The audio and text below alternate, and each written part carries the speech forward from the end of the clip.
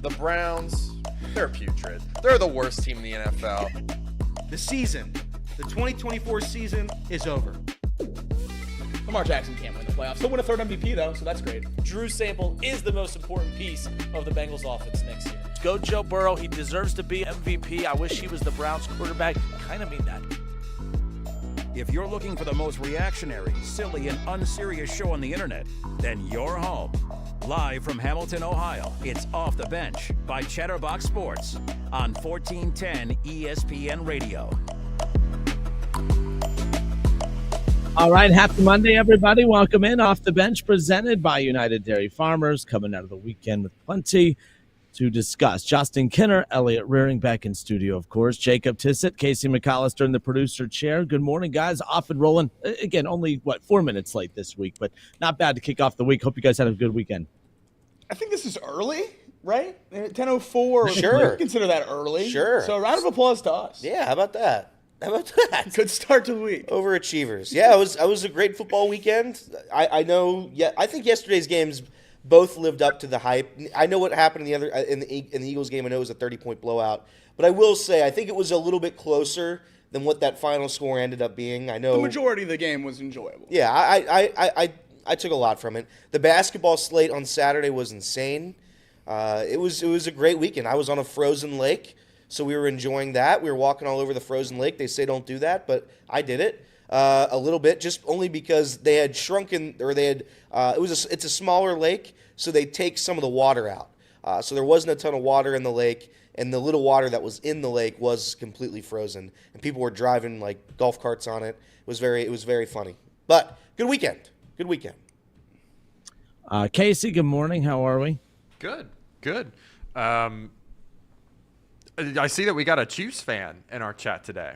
Yeah, that's a interesting one. That's a shocker. It feels good that a team on the way to a three-peat, chasing something no one's ever done before. All I can think about are those little old Bengals down in Cincinnati. It feels good. We were the only team that ever stopped them, so that's why you got to keep thinking about us. And Brady. And okay, we're the only active team that stopped them. So, that's good. It's a good metric, I guess, for us. If you have to, look at Josh Allen and Lamar and say, who's the best quarterback? Well, there's only one active quarterback that's beaten Patrick Mahomes in the playoffs, and he's our guy. So, thanks for tuning in.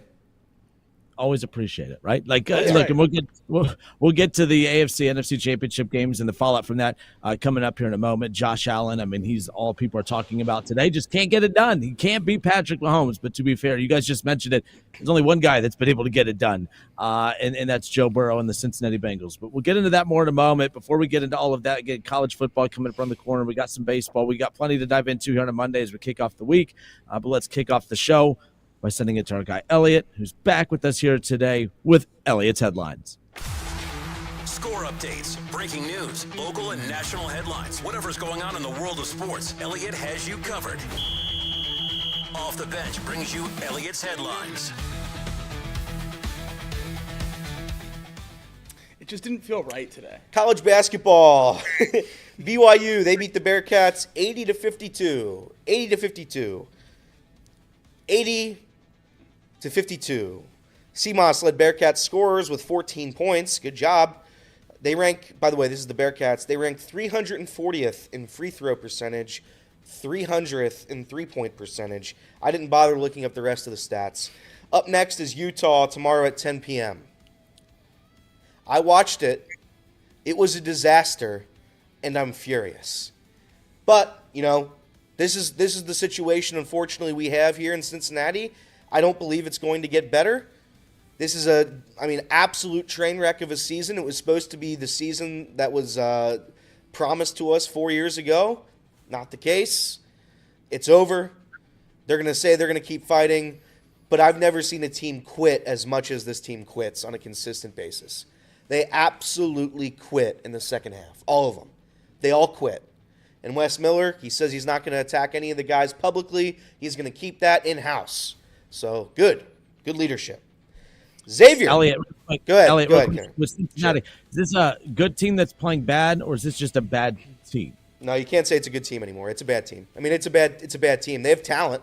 Just the talent doesn't ever play well. So I don't know what you do with that information. But it's an absolute train wreck. I think the Bearcats are heading in the absolute wrong direction. You have a big question mark next year with Wes Miller, because we can keep saying it's next year, this year, that year, whatever year you're going to say, it just never gets done. And we're at the point where it's year 5 next season. If it doesn't happen, or if it doesn't even look like it's happening halfway through, I'd get rid of him, because this is a joke. This is we expect better. We have higher expectations than this. I give him the pass after John Brannon. I gave him that pass. The pass is out. He's out of time. You don't get any more time from me. It's infuriating. Jacob and Casey, they know how frustrated I am with this team. Casey came in here this morning and asked me, what are the chances? Do the Bearcats have a chance? What do they got to do? And I saw some Bearcats fan accounts. UC's just got to win 5 in a row. Okay, let's make it 20 in a row, and let's just see if they can do that. It just doesn't matter anymore. The team's not good. They can't make consistent shots. They don't do anything right. If I have to see this team miss dunks and layups, I mean, I don't know how you miss dunks and layups. It's not hard. It's not hard when you're 7 feet tall. It's not. And I don't understand it. I don't get it, and it's infuriating. How long do you think Wes Miller's list of haters is getting? It's got to be pretty long. Well, he's trying to prove us all wrong. The issue is he's failed miserably. So I'd say it's growing by the hour. Good luck tomorrow at 10 p.m. against Utah. Good luck. Good luck. Xavier, we'll move on to happier subjects. Xavier, they beat 19th ranked UConn at home, 76-72. Swain and Fremantle each scored 15. Xavier shot 47% from the floor, 41% from 3, 70% at the line. See what happens when you shoot well? You win games. They play Creighton on Wednesday at 8 p.m. And Xavier, all of a sudden, is now seemingly back in the tournament field. You beat that Creighton team on Wednesday, and everything changes for Xavier, because I think it's a relatively easier schedule down the stretch, and it's looking like we're going to have a tournament team here in Cincinnati. So good for the Musketeers. I'm glad somebody's able to score, because God knows UC can't shoot a basket. First-ranked Auburn, they won a stinker 53-51 against 6th-ranked Tennessee. That game stunk, but Auburn did win it. Auburn's really good, so we'll see if that sweaty boy Pearl is able to win one in the playoffs, or in March Madness. Jedi Broom went down screaming with an ankle injury about 2 weeks ago in middle of January. They announced that he'd be out until likely the SEC tournament at the earliest. He missed 2 games and was back against Tennessee. He had like 16 points and 5 rebounds. Yeah. I mean, they're just straight up good. 4th-ranked Alabama, they took care of LSU. Kansas, this was a crazy one for those who had Kansas money line like myself. Kansas was at the free throw line, Kenner, up 6 at the free throw line. Up 6 at the free throw line. 18 seconds to go in the game. Missed both free throws. Houston goes down, hit a crazy 3. Kansas inbounds it. Houston steals it. Hits another 3. Tied. We had to double overtime where Houston would go on to win the game. Absolutely insanity. And it was a hell of a game. But I had Kansas money line. Sucks. Vanderbilt, they upset 9th-ranked Kentucky at home. And Texas, they upset 13th-ranked A&M at home as well.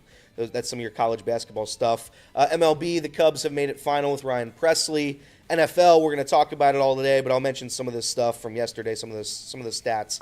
Eagles set the all-time points record in a conference championship. They dropped 55 on the Commanders in their 32-point win. Saquon, 118 yards, 3 touchdowns. Jalen Hurts also added 3 rushing touchdowns. They had 7 rushing touchdowns total. Hurts was 20 for 28, 246 yards, and a passing touchdown as well. Zach Ertz for the Commanders was clearly the leader. 11 catches, 104 yards, 16 targets. It felt like in the last 2 quarters there, it was either going to Zach Ertz or it wasn't going to anybody. Jaden Daniels, 29-48, 255 yards, and a touchdown. Did throw an interception, but I don't count that. Added a rushing touchdown as well. So the Commanders' season ends, but I'll tell you what, they've got an established quarterback, maybe a top 5 quarterback already. So the future's looking bright for Washington at least. You have that to hang your head on. The Chiefs, they beat the Bills 32-29. We knew it was going to happen. It's the Chiefs. It's going to be the Chiefs. It's always the Chiefs. It always was the Chiefs. It's just going to be the Chiefs until the sun burns out. Mahomes 18 of 26 with a passing touchdown, ran for 43 yards, 2 rushing touchdowns. Josh Allen, 2 passing touchdowns, 237 yards. Hollins, 73 yards, was the leading receiver for Buffalo. This is the Chiefs' 3rd straight Super Bowl appearance, 5 out of their last 6. The Bengals were the only team to stop them from having 6 out of 6. It is the 5th rematch. This is a fun one. It is the 5th rematch of coaches in the Super Bowl. The losing coach of the first game has never won the second game. Wow. So that's a little interesting nugget for you. But those are your headlines. One more stat about that Bills-Chiefs game, just because I thought it was a little interesting nugget. The Bills are the first team in NFL history to win a playoff game in 5 straight seasons, but never reach a Super Bowl. Really? First time that's ever happened. And obviously every time they've been knocked out by the Bills, or by the Chiefs, except for the one when the Bengals win. That's unreal. That's unbelievable. Justin Edgel, $4.99 super chat, 17 straight one-score wins. That's impossible without any help from the refs. We'll get into that. I think we'll have a lively discussion again because somehow when the Chiefs play, it always comes back to the referees, and it shouldn't be that's the case, but unfortunately it is. So we'll talk about that and some more. But those are your headlines. All right, Off the Bench presented by United Dairy Farmers. Appreciate the headlines. Hope everyone had a great weekend. We got plenty more to discuss as we dive into, of course, the reaction, the fallout from the AFC NFC Championship game. We'll talk the Eagles and the Commanders game. Obviously, we'll talk about the Chiefs. But one question I'll throw out there before we take a quick pause. I know we all dislike the Chiefs. Patrick Mahomes drives us up the wall, but should we appreciate the Kansas City Chiefs a little more? Should we appreciate, as football fans, as fans of the NFL, should we appreciate what we're watching? We're potentially watching something that has never been seen before in the history of the National Football League. Should we appreciate it, or no, we hate the Chiefs? Is that what we're going to continue with? We'll discuss that and more when we come back. We're Off the Bench next.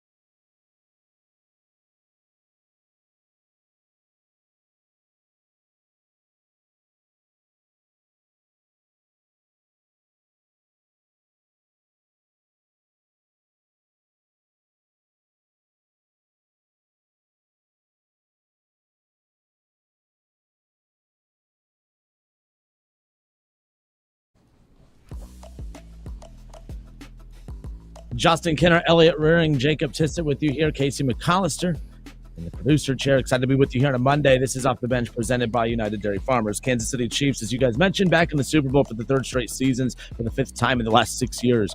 The only reason it's not for 5 straight years is because, as you guys mentioned, obviously Joe Burrow and the Cincinnati Bengals, the year they went to the Super Bowl when they faced the Rams, were able to knock off the Chiefs in the AFC Championship game. But the question I have is, when it comes to the Kansas City Chiefs, I feel like, for me, I'm 35, and every time, throughout my time following sports, there's always these certain pockets of time and teams that I follow that I'm like, yeah, I can't stand this team. I hated the San Antonio Spurs growing up. I hated Tim Duncan growing up. When Tim Duncan retired, I was like, man, I really underappreciated watching what I did in the NBA when it came to Tim Duncan. Same thing with Kobe Bryant and the Lakers. It was easy to hate the Lakers. It's the Lakers, right? They're like the Yankees. They're like the all these teams that you're just supposed to hate growing up. Then Kobe retires, and it's like, man, I really wish I would have appreciated watching Kobe more.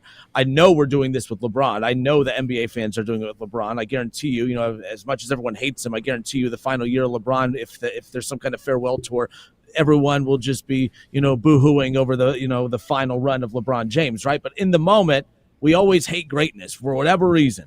And this isn't a hot take. I know this is talked about across all sports platforms, but for whatever reason, we hate greatness to the point to where we don't appreciate it when it's right in front of us. And I'm watching the Chiefs last night, and, it's interesting. You see the fact that everyone's bringing up the officiating. Everyone's bringing up all of these things that are leading to the Chiefs' success, as opposed to just sitting here saying, wow, we're watching something that's never been done before, a chance to win 3 straight Super Bowls. It's never been done before. And we could be the ones saying, hey, 20, 30 years from now, oh, I remember watching that run. I watched that team. Oh, yeah, the Patrick Mahomes era. I remember that. We didn't like the Chiefs. I wasn't a Patrick Mahomes fan, but we'll brag and say, hey, we were alive. We watched that era of football. I know we're not going to enjoy it now. That's not how sports works. But should we? Should we be appreciating more of what we're watching from the Chiefs, not just from a Patrick Mahomes standpoint, but from an organization standpoint, from an Andy Reid standpoint? Should we appreciate this more? Or obviously being a fan of the Bengals there, I know that's a rival fan base that's going to make it a little bit more difficult. But is this a situation where the NFL as a whole seems to have Chiefs fatigue? Should we be appreciating this Chiefs run more, in your opinion? I think step one of appreciating a dynasty is universal hatred. We saw it with the Patriots, and then at the end of Tom Brady's run there before he went to Tampa Bay, I think everyone started to really recognize and talk about how great that run was and how special those Patriots teams were, even though they were hated the whole time they were doing it. And now, in a couple of years, we'll probably look back on this potential three-peat as, much better than we look at it now in terms of how we view the Chiefs and Andy Reid and Patrick Mahomes and everything like that.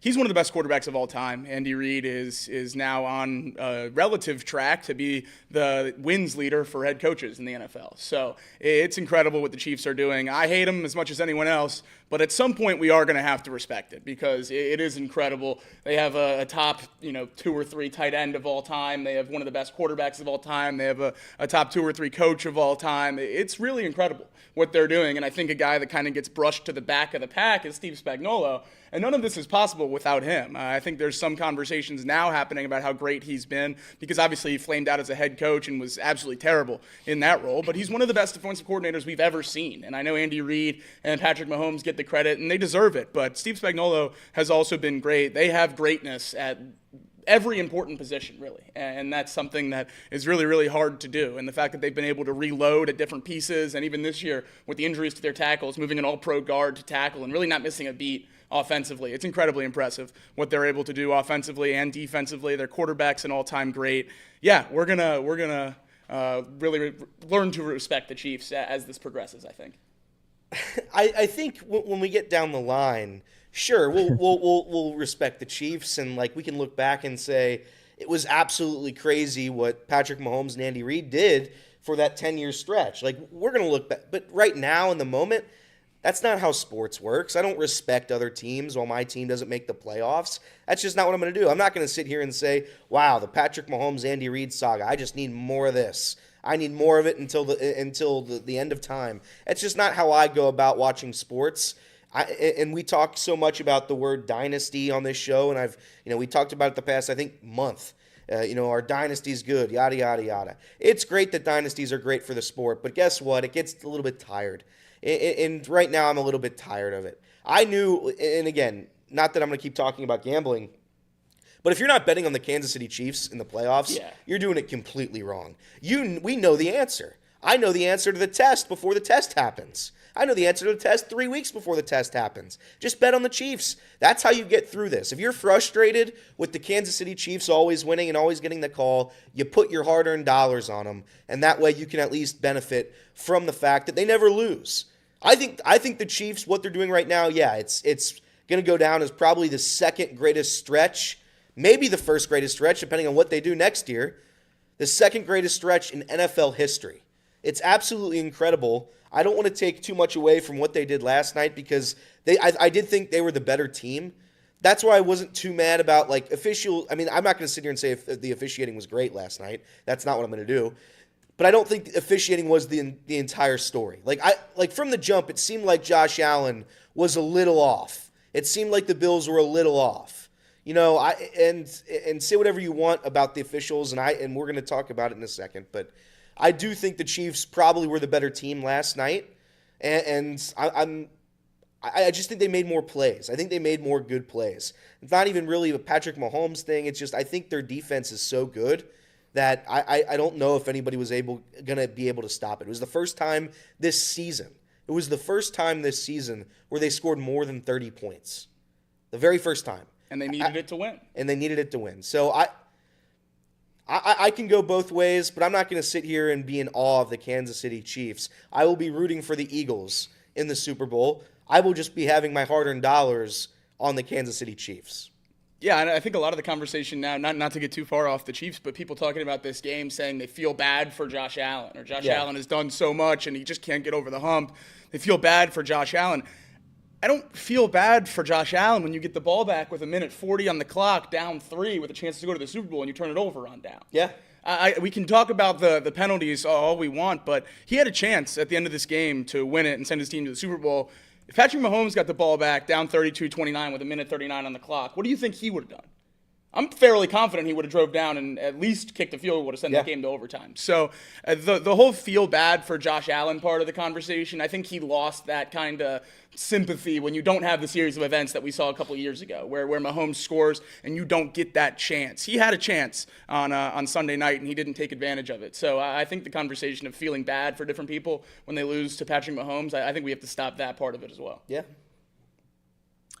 And look, by the way, I've asked that question. I already know the answer. No, nobody's going to appreciate it in the moment, right? Like that. You guys are right. Like that's not how sports works. We'll look back at it later on. But I do know this, all the officiating talk, and that's what we can move back into, because I know that's what a lot of people were focused on last night. Like, just, I don't know about you guys, but like we were locked in every time a flag was thrown. Every time, waiting to see how it was going to benefit the Chiefs, right? Like, that's just how it's going to be moving forward.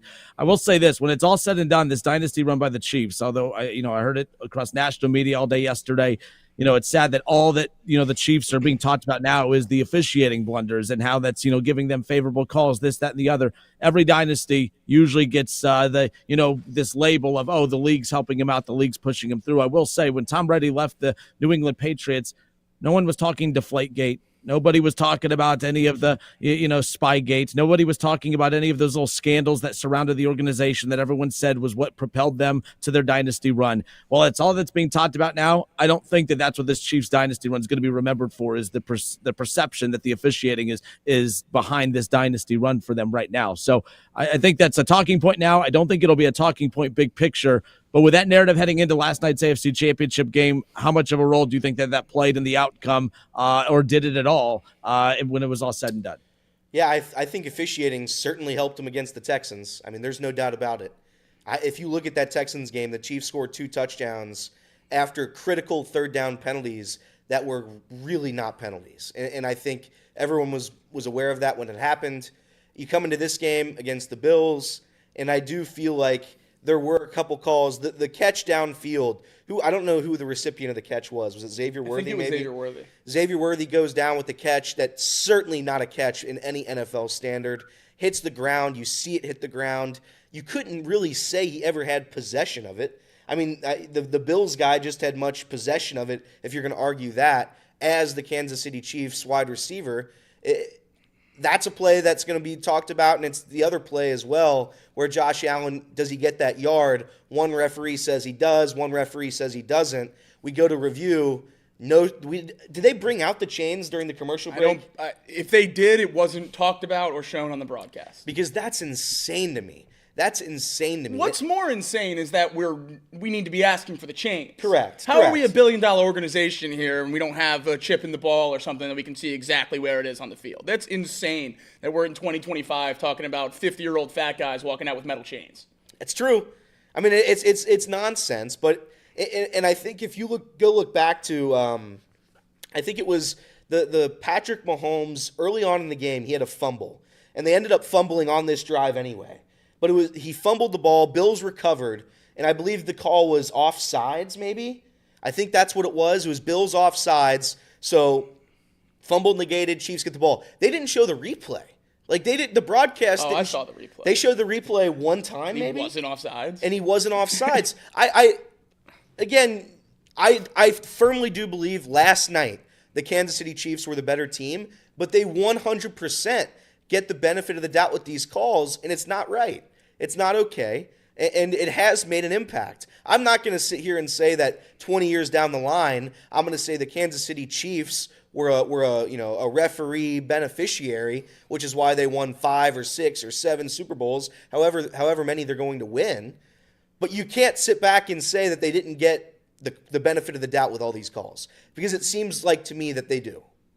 Yeah, I think it's hard to argue that it doesn't happen, at least somewhat. We can, there's obviously statistics that many people have brought up about how it's not real and there's no ref bias for the Chiefs, but it just feels like every single game watching it, whenever they need a flag, they need a flag. And just to pour a little gasoline on this fire, the phantom flag on the last 4th down for the Bills. When Josh Allen flipped it to Dalton Kincaid dropped it. Jim Nantz in the booth says, there's a flag on the field. They put the thing up on the scoreboard.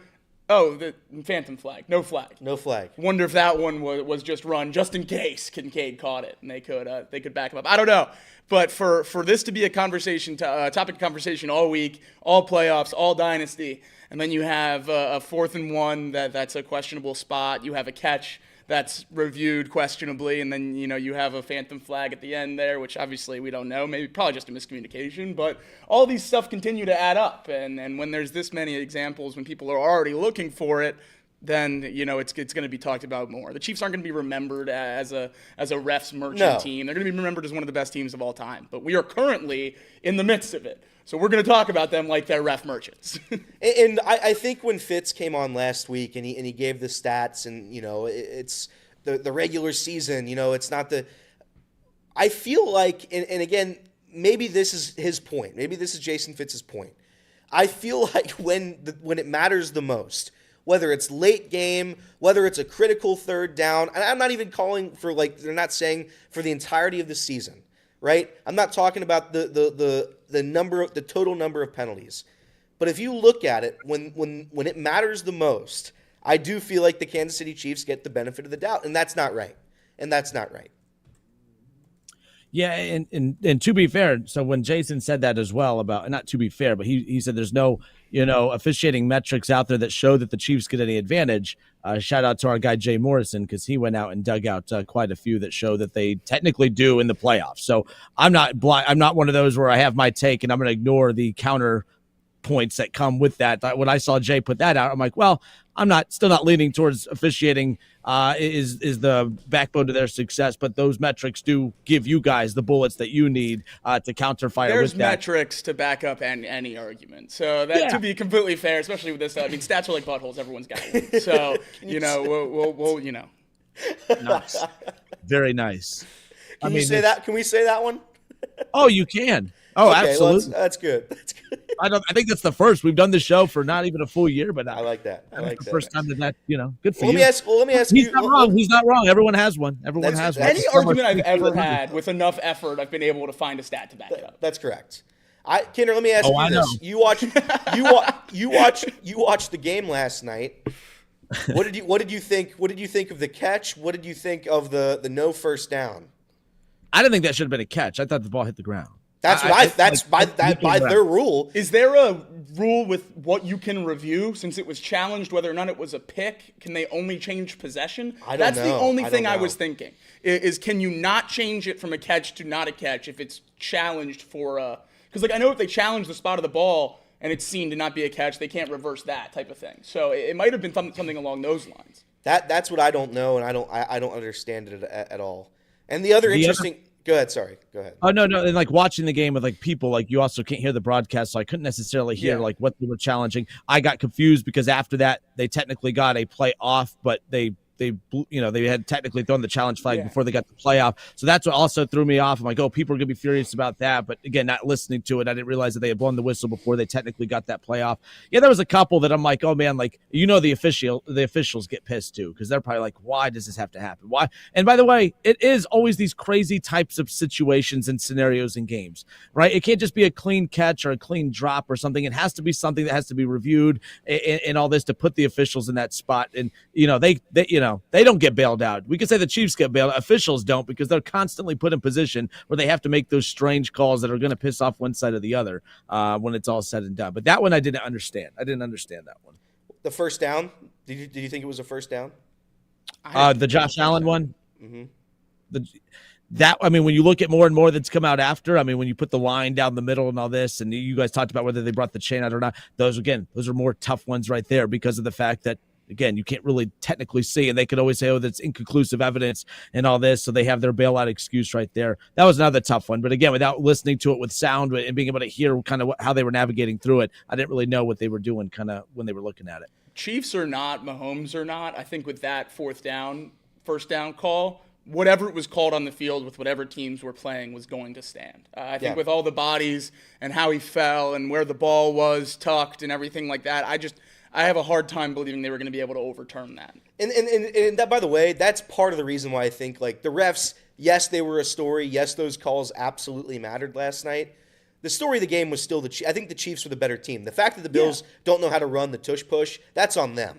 Because multiple times that just didn't work. And Josh Allen's big. You should be able to push that tush. He's a big dude. Yeah. He has a big tush. You should be able to push him through. You're right. It does. That's why with the Eagles, everyone just chalks it up to, it's an easy play. Anybody can run it. They're the only ones that dominate with that. They're the only team that has dominated with that. You would think with a big framed quarterback like Josh Allen, you'd be able to execute that, and they couldn't do it. Well, and here's the other thing too, which and again, I don't like talking. I really don't like talking about the refs and making the whole weekend about the refs. The fact that there is a rule if you want to try to stop the tush push, and who's the defender? Do you know Frankie Louvu? Love him. Love him. The fact that he just kept diving over the line like that, it was the funniest thing. I would have kept doing it, except for like a quarter inch. Why wouldn't you? Except for the fact that there is a rule, and this rule, it might be the best rule I've ever heard of. The Palpably Unfair Act. The Palpably Unfair Act. It has been in the rule book since 1942. It has never been used. Last night, the referees threatened to use it after 3 or might have been 4 straight penalties on the Commanders. They would award a touchdown. They would have awarded a touchdown. We don't know how it would have been, like who gets the touchdown. We don't know anything because it's never been used. But the referee had to come out and say, we're just going to give the Eagles a score if you keep doing it. What? The wildest part about all that was, now, crazy rule. Let me preface by saying that. To a degree, I understand the rule if Frankie Louvu is continuing to just jump over the line and jump over the line and jump over the line. After they warned the teams that it was an unsportsmanlike conduct penalty after the second time he jumped over, it was just a standard encroachment by a big D lineman up front that was just trying to jump the snap. It wasn't another big ordeal jump over the line play, and then they threatened the score. So you can't even try to time the snap at all, which is the only chance you have of stopping that play. Yeah, I think that play needs to be outlawed. I've been on that camp for a while. Really? Now that we know that this is a thing, not because of head-to-head contact, not because it's illegal. I think it's an illegal formation. I think the guards line up in front of the center, which they don't do in any other play. It's an illegal formation for the offense, and you're giving them an unfair advantage. I would have continued. I would have forced the officials. I would have looked at the officials and said, all right, you threatened you're going to do it, but are you going to do it? Are you actually just going to hand them a score? I would have kept doing it over and over. Defensive coordinator, I would have sent a message, hey, we're not just going to let them walk their way into the end zone. We're going to make just to send a message. We may not win this football game, but we're sending a message. There's that rivalry element in there too, divisional foes at that. I would have loved to. We were all sitting there screaming at the TV like, do it again. Like we wanted that to keep going. I would have loved to see them because then look, they ended up looking soft because in the Eagles, it wasn't a tush push. It was just a tush prance. They just pranced into the end zone because you couldn't do anything else. But I would have challenged the officials. I'm like, okay, you're challenging us. You're threatening us that you're going to do it. I want to see you do it. I want to see if you're actually going to do it. And I would have loved to see from a sports betting perspective, like, okay, are you giving that? Would be a rushing touchdown to Jalen Hurts? How would that be calculated? I guess at the end of the day, it's so interesting too. You bring that up because Vegas, and again, I'm kind of a conspiracy guy, I guess. Vegas desperately needed the Eagles and the Chiefs to both win yesterday. Interesting.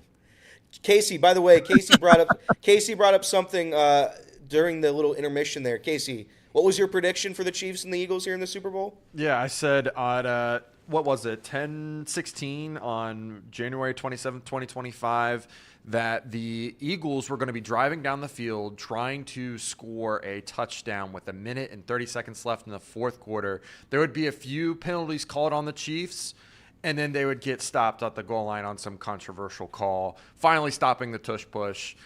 Probably some encroachment or some offsides from the D-line, able to get through and stop them in the final play of the game. And that would seal the Chiefs' dynasty in three-peat. That is my prediction for this Super Bowl, and I think it'll happen. I think there's a good 75% chance that'll happen. So I shouldn't be feeling that way. I agree. By the way, Jaden Daniels and Washington, if they got to the Super Bowl, that'd be a hell of a story.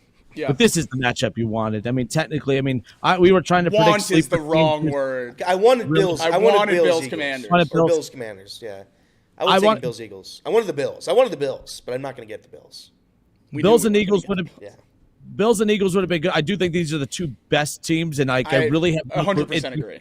you can't bet against the Chiefs because when you said that earlier, Elliot, but it's like, but the Eagles, they've been the most dominant team all season. They've been the most dominant, but it's the Chiefs. They're the most dominant run over a multi-year span.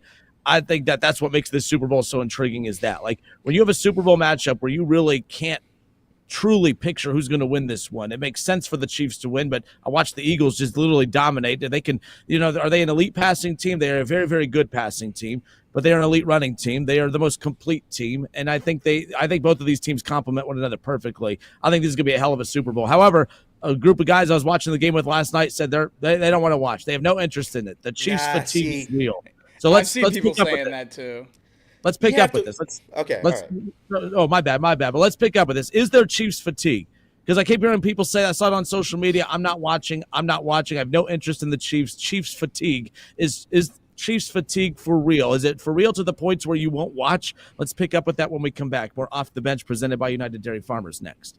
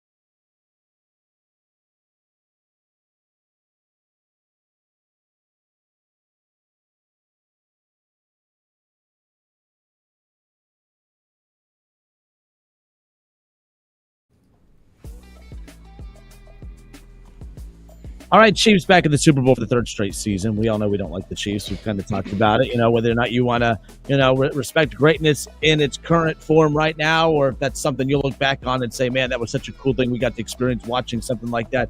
Trying to do something that's never been done in the NFL, win 3 straight Super Bowls, of course, but they got to get through the Eagles. But last night, watching the NFC AFC Championship game, the group of guys I was watching the game with, quite a few of the guys I was watching the game with are like, well, I can't stand the Chiefs. I'm done. It's fatigue. I'm fatigued with the Chiefs. I'm not going to watch. You see a lot of people say that.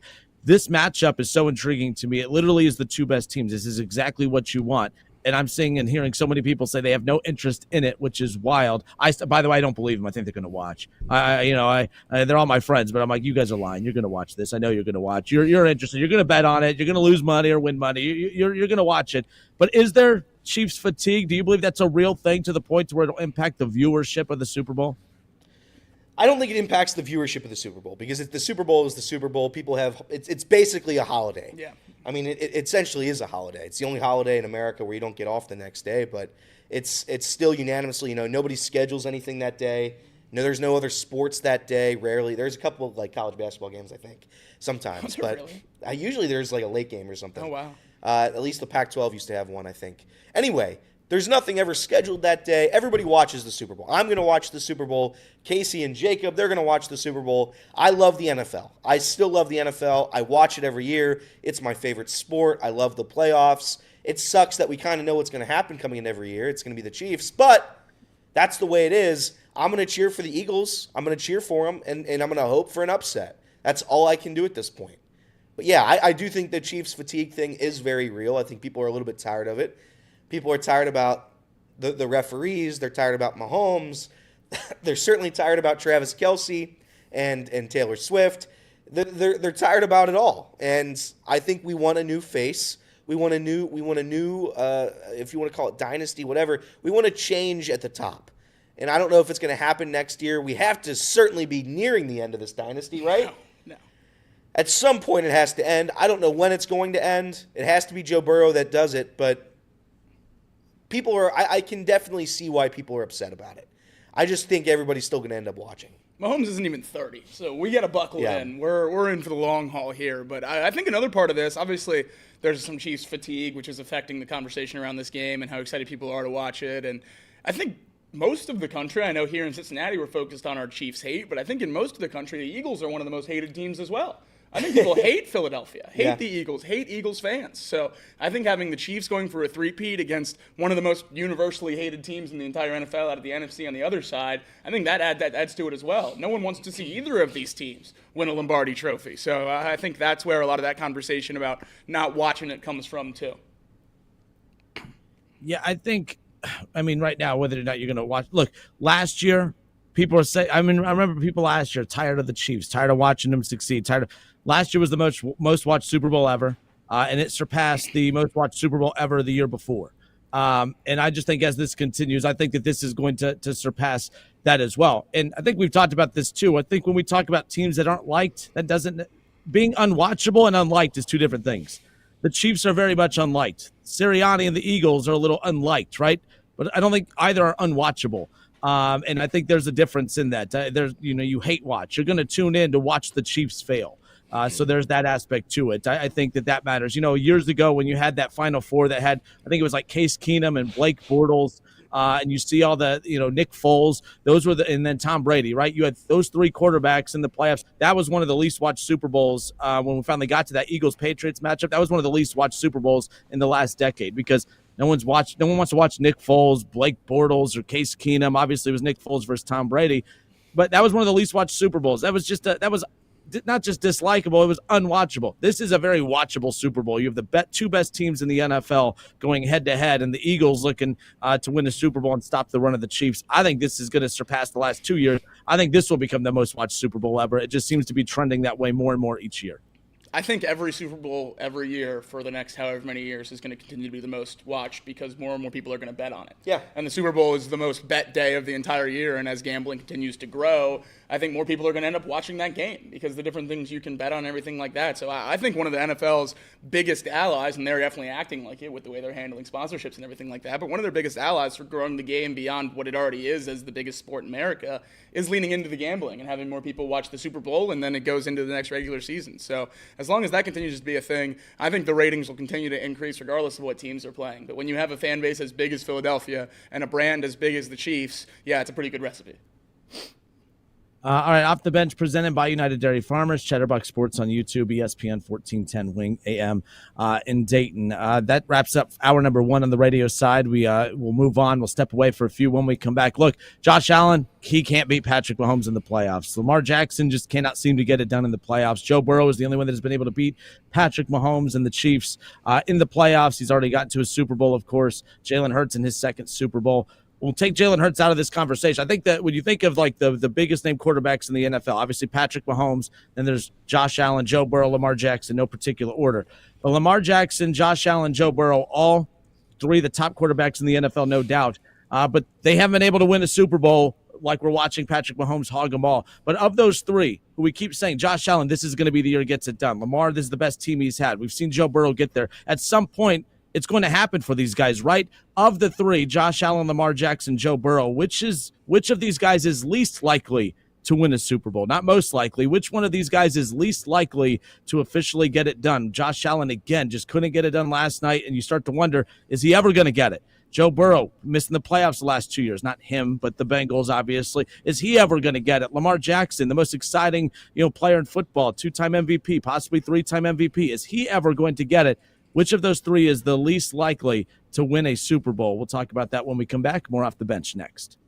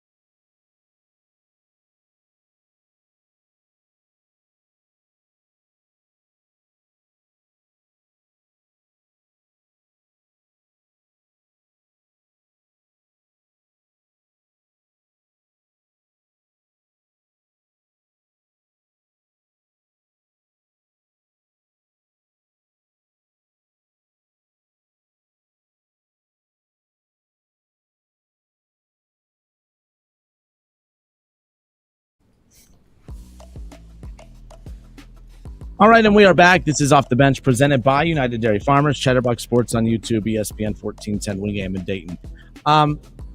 This show, at times when we have these topics, like you would think that we'd all gather together and kind of not plan out what we're going to say. We all have our own opinions, but kind of have an idea of what the others are going to say. And I just got a kick out of, before we hit start on this, portion of the show, Jacob just assumes what I'm going to say. Was I wrong? Oh, you're wrong. That's what's crazy. Yeah. Well, yes, Okay. that's I did get a kick out of that. You are wrong technically, which is wild. No, look, Which is wild. I'm clipping that, just that alone. Yeah. No, but last night, Josh Allen, I thought, okay, I truly felt like the Bills could get it done last night. I wasn't going to put a lot of money on the Bills to get it done, but I put money on the Bills to get it done. They didn't get it done, but Josh Allen, again, just continues to run in to Patrick Mahomes and continues to get knocked out. I always get mad when people make excuses for the Steelers over the years. Well, keep in mind, they kept running into Tom Brady and the Patriots, and that's, that's the dynasty that kept them out. They only ran into the Patriots one time.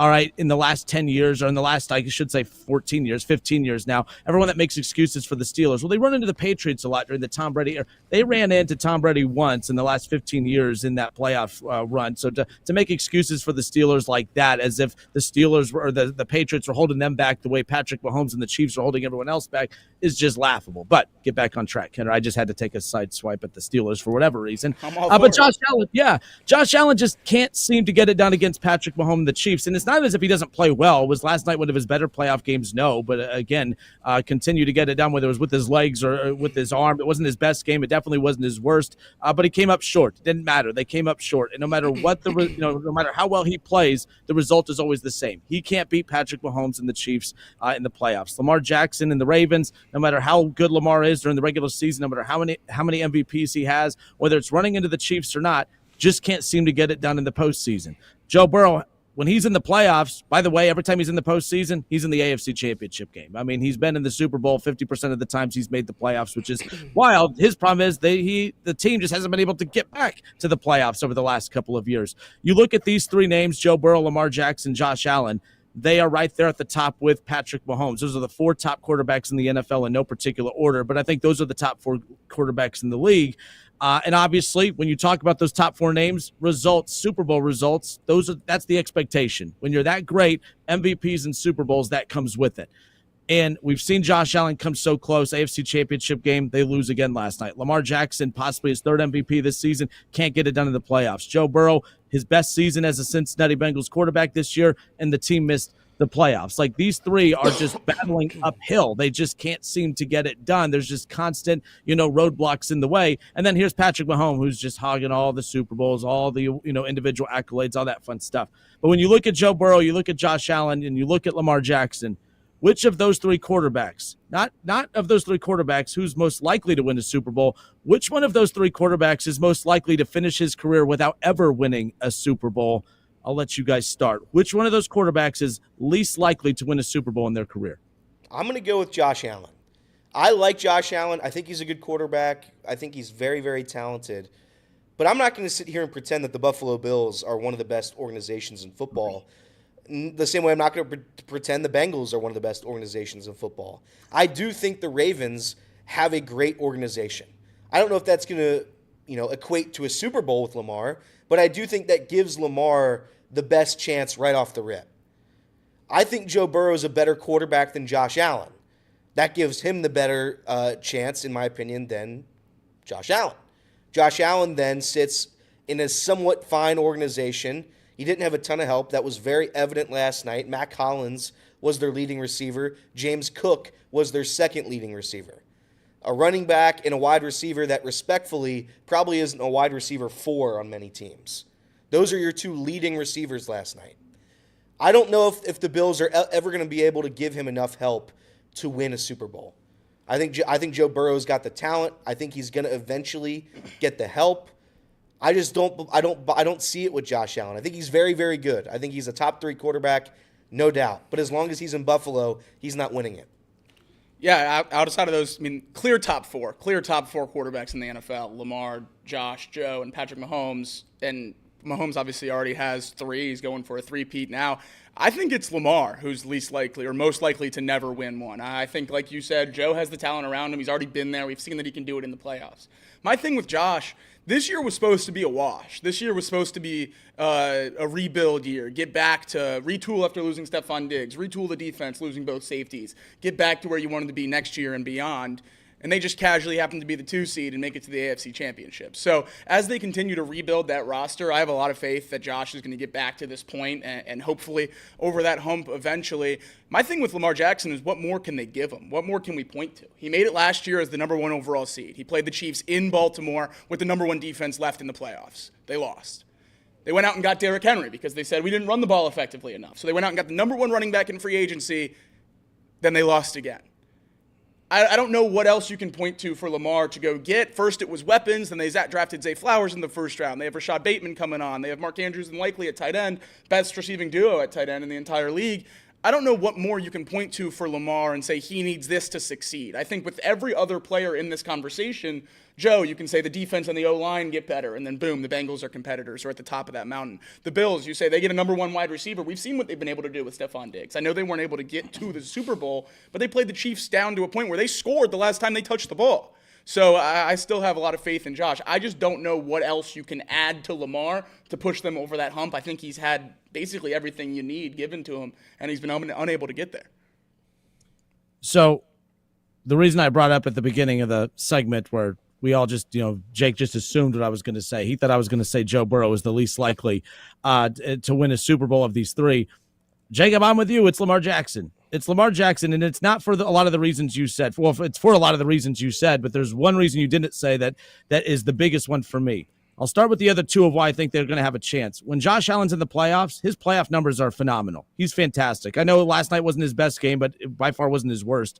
I mean, he had a chance to win in Kansas City on 2 final drives, and honestly, that last catch that throw was unbelievable. Should he have been scrambling out that far? Probably not, but that throw on the run, 2 defenders barreling down on him, that tight end has to catch that. It was in his hands. That's a separate conversation, but he makes plays in the playoffs. The moment's never too big for Josh Allen. I've never once watched him in the playoffs and thought, man, like the Josh Allen from the regular season does not translate into the playoffs. Josh Allen's as good in the playoffs as he is in the regular season. Same thing with Joe Burrow. When Joe Burrow's in the postseason, by the way, as a non-Bengals fan, I can't, of a rival fan base, Joe Shiesty, I can't stand all those nicknames, but I get where they come from because the dude's cold-blooded. The dude in the playoffs, the lights are never too bright, whether it's prime time during the regular season or the postseason. Joe Burrow shows up. I've never once questioned Joe Burrow in the postseason. The guy knows how to play in the postseason, whether it was at first when he was inexperienced all the way to now playing in the biggest and brightest lights, in the playoffs, making it to a Super Bowl, back-to-back AFC championships. As long as you have Joe Burrow and you can get to the playoffs, he's going to play at a level that you're going to have a shot. Same thing with the Bills. They had a shot last night because of Josh Allen, and that was the least amount of talent he's had during his time in Buffalo, especially a year after you lose, obviously, Stephon Diggs. Now, he's not playing with scrubs by any means, but those aren't, you have Joe Burrow saying, I need T. Higgins when you already have Jamar Chase, and then I'm watching Josh Allen do what he's doing over there. That's not a shot at Joe. I know it can come across that way, but like last night I'm watching a team that needed a T. Higgins, desperately needed a T. Higgins, right? I trust Joe in the playoffs. I trust Josh Allen in the playoffs. I tell you who I don't trust in the playoffs, and that's Lamar Jackson. All the points you said, Jacob, are correct. What else more can you give him? He didn't show up in the postseason just this past year. He had a good game last year in the postseason and then had a bad game against the Chiefs in the postseason. Lamar Jackson's playoff numbers are not good at all. They don't even come close to reflecting the MVP numbers that he puts in throughout the regular season. So it's not so much about team dynamic in the postseason as it is which quarterback shows up in the postseason. Joe plays his best in the postseason. Josh Allen plays his best in the postseason. Lamar doesn't. I just don't trust him in the postseason. So of those 3, who I think is most likely to never win a Super Bowl, just based on what we've seen from them individually, I think it's Lamar Jackson. I just have not seen him elevate his game to the biggest level, the highest level in the brightest lights, the way I've seen Josh Allen and Joe Burrow do on a consistent basis. The other piece of the Lamar Jackson conversation that separates him from Josh and Joe Burrow in my mind is I think his window is much shorter.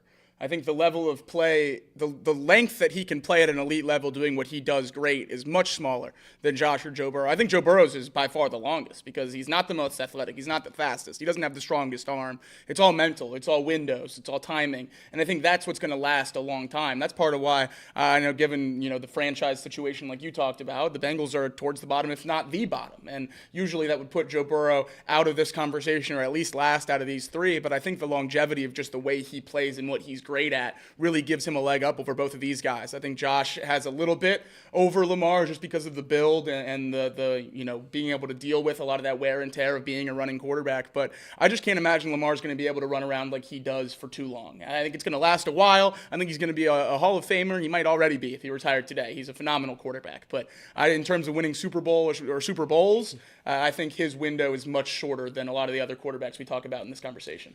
I just think if you watch that playoff game against the Bills, he was down as number one wide receiver. Mark Andrews had two embarrassing plays that cost him the game. Lamar did throw a terrible interception.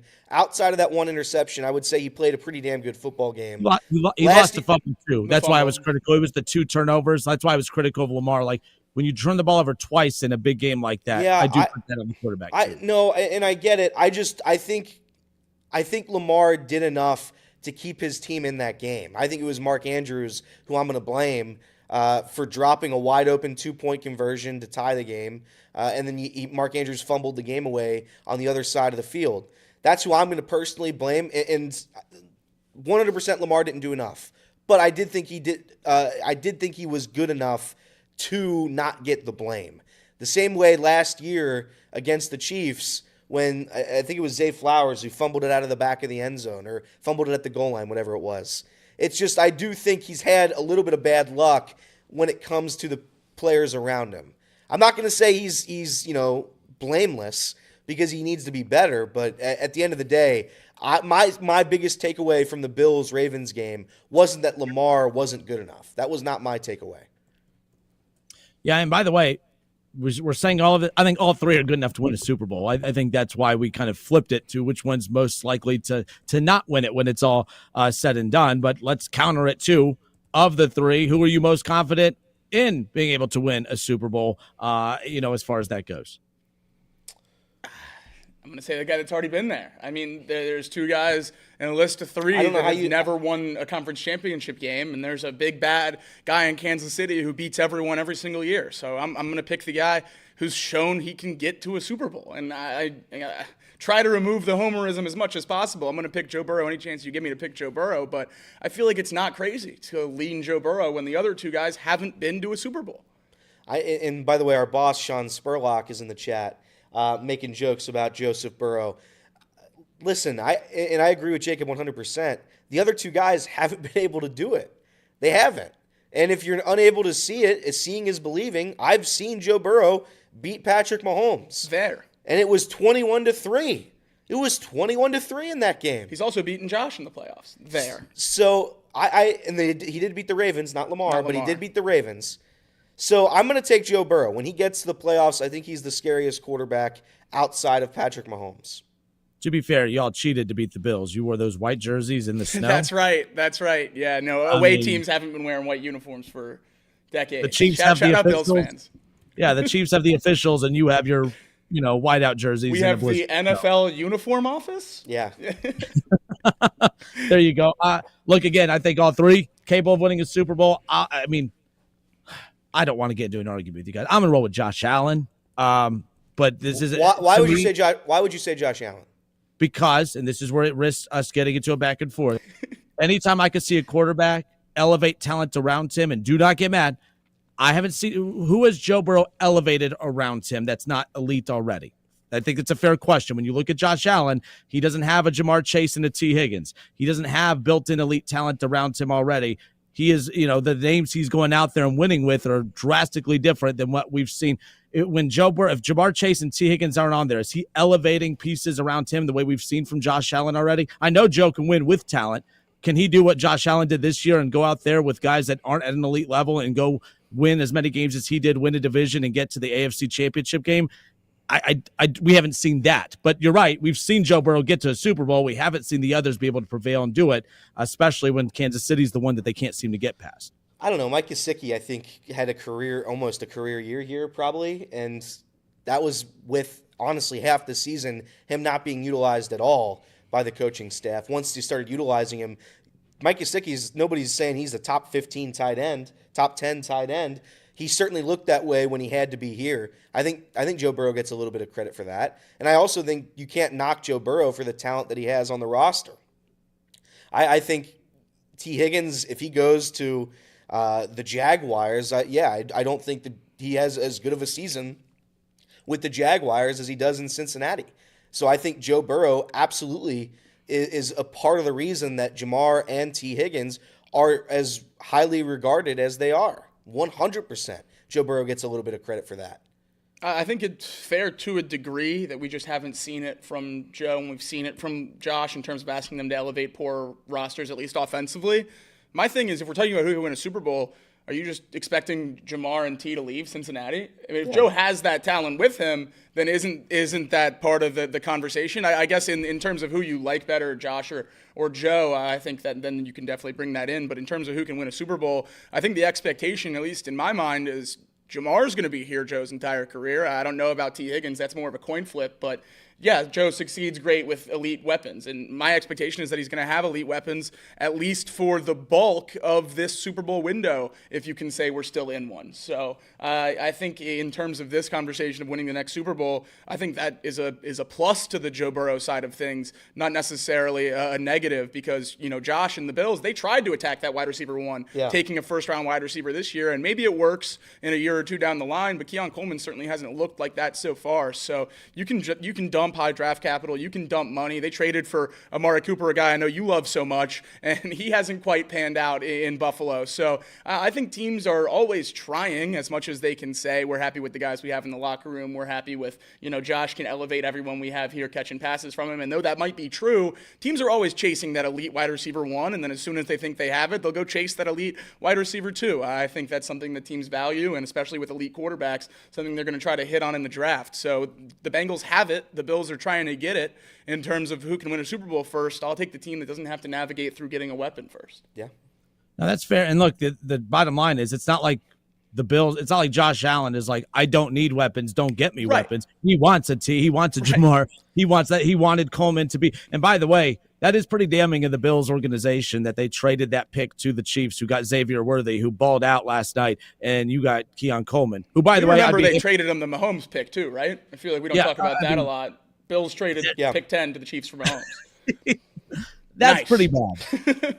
That's pretty bad, but either way. All right, Off the Bench, presented by United Dairy Farmers, Chatterbox Sports on YouTube, ESPN 1410 Wing AM in Dayton. Last thing on the AFC Championship game from last night. We'll step away and come back with it. We'll get into some college football stuff as well with Ohio State and their defensive coordinator issue, and then of course we'll talk some more in depth with the college basketball. I know we touched on it during headlines, but of course with the Bearcats and their struggles, Bearcats. and then of course, and then Xavier getting a big win over the weekend over UConn. But nonetheless, all right, we'll step away for a few moments. More Off the Bench when we come back.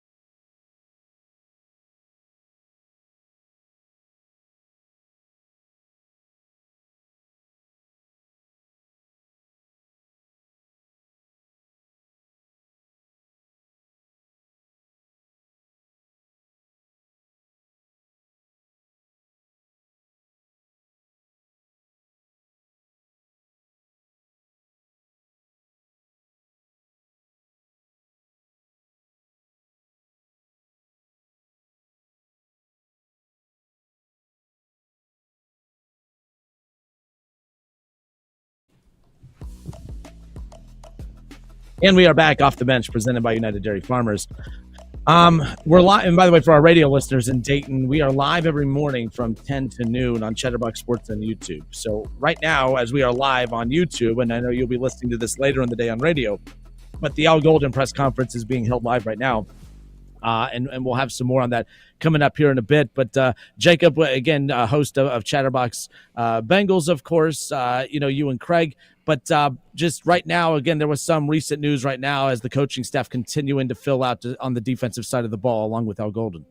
Yeah, obviously the major news of the Bengals offseason so far, hiring Al Golden to be the next defensive coordinator, taking over for Lou Anarumo, coming over from Notre Dame after their national championship run. And it seems like the rest of the Bengals defensive staff is starting to fill out. It was rumored basically minutes, if not hours, after Al Golden's hiring that Jerry Montgomery would be the next defensive line coach, run game coordinator, and that has come true. The Bengals officially announced the hiring of him, and then their next linebackers coach will be Mike Hodges, the old linebackers coach in New Orleans, the Saints' old linebackers coach, and he brought that unit to levels that they hadn't been at before with the same players. Basically, I know a lot of Ohio State fans will remember Pete Warner from his days at Ohio State. He came in to the league as a rotational guy, not even an every down linebacker. He was a fringe Pro Bowl player this year with Hodges as his linebackers coach. So really good at maximizing the talent he has in the room, and I think that's the biggest thing we can focus on for the Bengals as we move through this offseason. The other two rumors coming out, nothing official from the Bengals yet, but it seems like the safeties and cornerbacks coach, Jordan Kovacs and Chuck Burks from last year, will be retained and be the secondary coaches this year as well for the Bengals. So seems like Al Golden, if he doesn't have his staff done yet, it's at least really, really close, and we'll be able to look at that more full picture as we move into draft season. This is important to get all this stuff done now, obviously, because we're moving into Senior Bowl and East-West Shrine and stuff like that for these marquee draft prospects coming up over the next month or so, and you need coaches in place, especially at a team that doesn't have deep scouting departments. You need position coaches in place to go scout these guys, find who's good to attack in the draft. First round we talk about a lot, but especially in those mid-rounds, that's where these coaches make their money, is finding guys in the mid-rounds that other teams don't necessarily know about that can come be star players. So it's important to fill these positions now, even more important for the Bengals, and it seems like they're trending in that direction. You guys watch these teams. I mean, you look at this Super Bowl right now, and again, this is why I was a slight defense of Anarumo, although I said, hey, he needed to go, and I don't want to get back into that, whether they should let him go or not. But I think the bottom line is, no matter whether it's Al Golden, Lou Anarumo, whether it's Spagnuolo, it doesn't matter who the defensive coordinator is. You look at these two teams that are in the Super Bowl, and you look at the mammoths that they have on that defensive line. You look at the playmakers they have in the secondary, and you look at the dogs that they have at linebacker, and you look at all the weapons that they have on defense. We could talk about Al Golden until we're blue in the face. We could talk about, Lou Anarumo and his scheme and this, that. It doesn't matter unless this roster really fills out. So we could talk about the coaching staff filling out and this, that, the other. I think Al Golden's going to do a good job. There's really nothing out there to say that we shouldn't have faith in his ability to go lead this defense. But what is that defense going to be? You look at this, we don't need to get into a debate about who they need to add and all this, but I think we can all agree. You look at these defenses in the Super Bowl, you look at the defenses that were in last year's Super Bowl. Like, I know we say this Bengals defense doesn't need to be elite. It just needs to be average because of the offensive, output from Joe Burrow and company. But man, oh man, the gap that still exists between the Bengals defense now and the two teams in the Super Bowl. It's a good thing they got Al Golden, but they have a lot of work to do, and it can't just be all in the draft. They have some work to do as far as pieces that they need to add to bulk this up to somewhat replicate what we're seeing from these two teams that have made it to the Super Bowl this year and even last year when you look at the two teams. No, you're right. I think the only reason Bengals fans rely on that middle-of-the-pack conversation talking point is because we've seen it twice. They got to the AFC Championship with a 15th-ranked defense, and they got to the Super Bowl with a 16th-ranked defense. Now, if you look at every non-Bengals statistic, you need a better defense than that to win a Super Bowl. But I think just the fact that we've had two successful seasons in the recent history of the Cincinnati Bengals franchise, and both of those came with mid-level defenses, we've all unanimously talked ourselves into that being what we need because we've seen it before. Now, would I like a top 10 defense? Absolutely. And if Joe Burrow had a top 10 defense, I couldn't even tell you the stuff I'd be saying because the confidence I would have in that team to win a Super Bowl would be through the roof. So hopefully Al Golden can get there. Hopefully the front office will give him the funds he needs and the player personnel decisions that he needs. That's a talking point we had on Chatterbox Bengals right when we went live after they hired Al Golden, was making a hiring like this late in this early in the offseason, this big of a change with Lou Anarumo, who's been there for so long. How much player personnel control do you give Al Golden and his new staff right off the rip? We know the defense is the biggest position of need, side of the ball of need. There's a lot of positions of need on that side of the ball, but how much say do you give to your first-year defensive coordinator, a first-time NFL DC, to draft the guys that he wants in the room, the guys that he wants on his defense?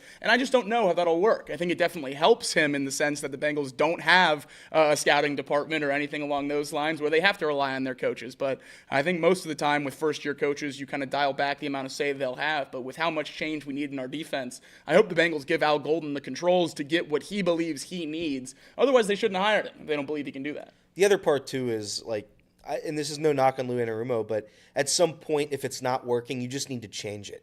And for the past 2 years, it objectively did not work with Lou Anarumo.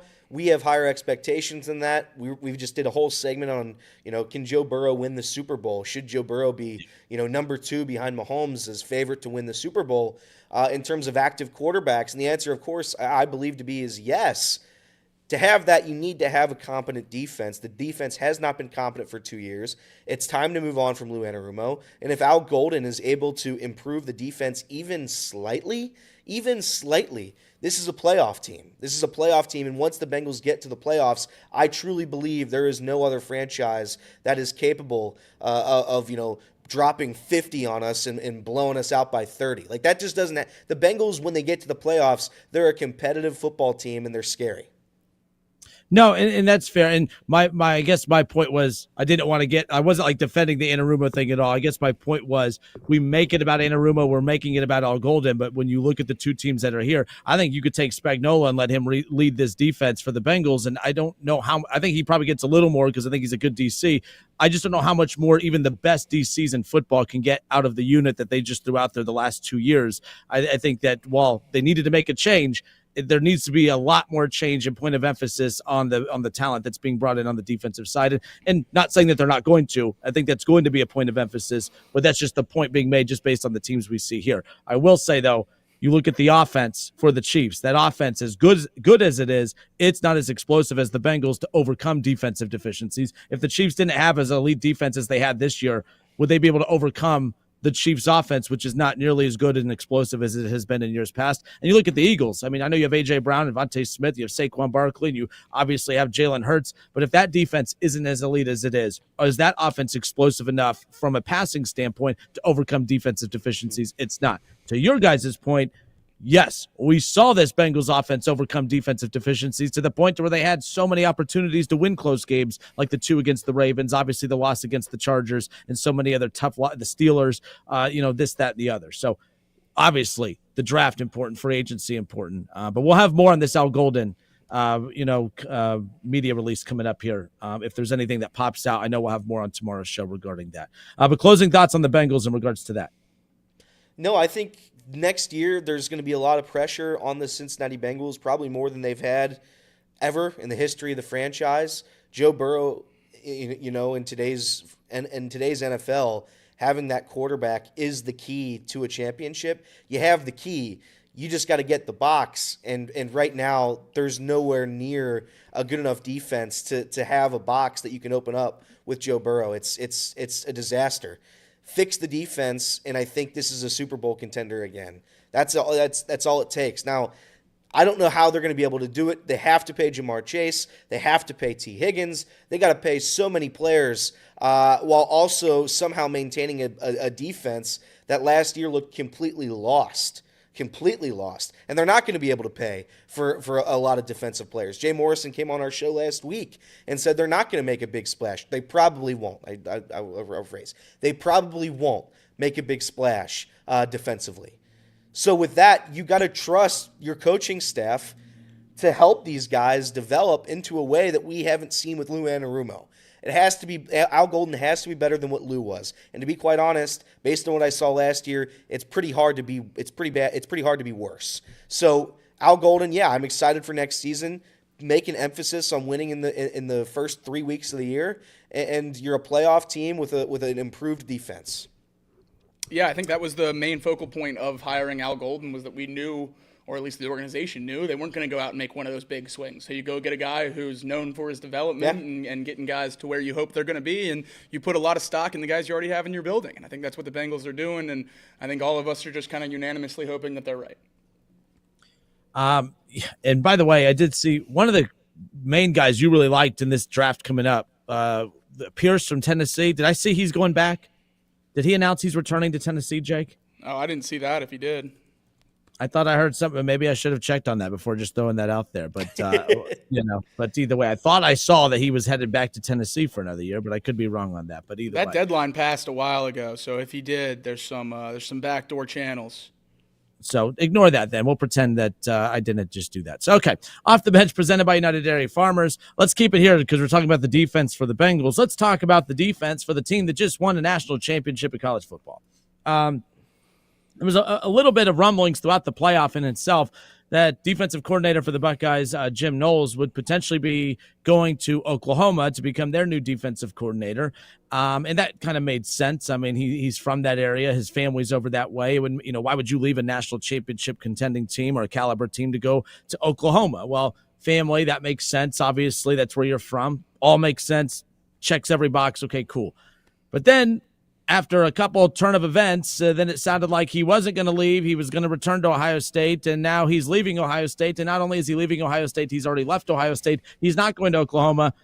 He's going to stay in the Big Ten, and he's going to be the defensive coordinator for Penn State at $3.1 million a year, the highest paid coordinator in all of college football. Found that to be very, very interesting. It's one thing to leave and go take the job at Oklahoma, but to do it in the Big Ten is kind of interesting. Brett McMurphy tweeted this out, just earlier today. He says Ohio State defensive coordinator Jim Knowles was asked by the school not to attend their national title celebration yesterday. So they had their national title celebration yesterday at the Shoe.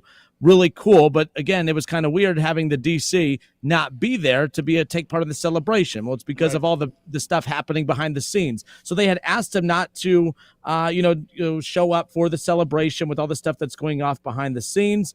Jim Knowles' representation tried to reach a deal with Ohio State a week before the game and then immediately after. But the eventual offer was well below what the competition was offering him. Knowles signed a 3-year, $9.3 million deal with Penn State just yesterday. So a lot of people are making a big deal about this. Is it a bad look for Ohio State? I'm curious. Jacob, you and I lightly touched on this on Friday. My take was slightly different than yours. I think what Jim Knowles did this season was fantastic. But when you look at Jim Knowles, the full body of work, was he worth the $3.1 million a year? I don't know if Ohio State is the type of program that has to take that type of swing to keep a guy that has had one elite year in the couple-year stretch that he was there. I'm not saying he did a bad job, but we were questioning this defense all the way back on October 12th when they gave up 30-plus points against Oregon. So to act as if this has just been a dominating run for him as DC at Ohio State, I don't think it necessarily has. And how much of it was his, elite scheme versus having one of the most experienced defensive rosters in all of college football? We talked about how many guys that they retained and came back. A lot of experience played a role in the success of that defense as well, no doubt about it. I wanted him back. I think he's a very, very good defensive coordinator. But while everyone thinks it's a bad look for Ohio State that they let Penn State outbid them, I think it just shows that Ohio State, hey, we value what he did. We love what he did, but we are not going to overpay to keep a defensive coordinator that may have benefited more from the experienced, talented players that came back versus a scheme that elevated players, because these same players that won a national championship, we've questioned so many of these players and the fit out on that field for years now in his scheme.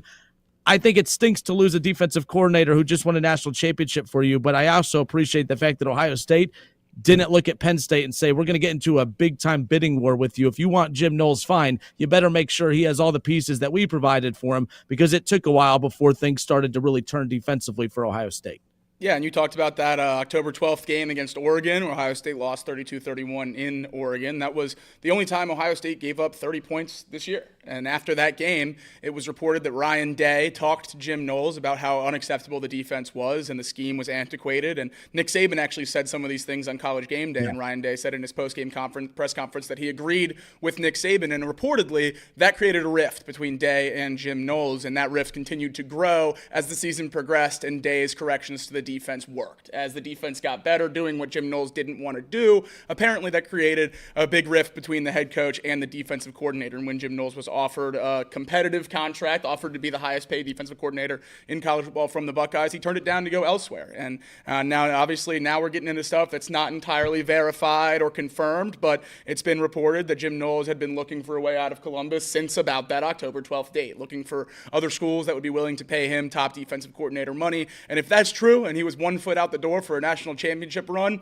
good riddance. Love to see you later. I enjoy Penn State. We'll see you November 1st in the shoe. I can't wait for that one. But yeah, Jim Knowles is dead to me. This is part of college football. This happens. Coaches leave for bigger offers, but they have the right to do that, and I have the right to declare him dead to me. So Jim Knowles is dead to me, and I hate Penn State more than I did 48 hours ago.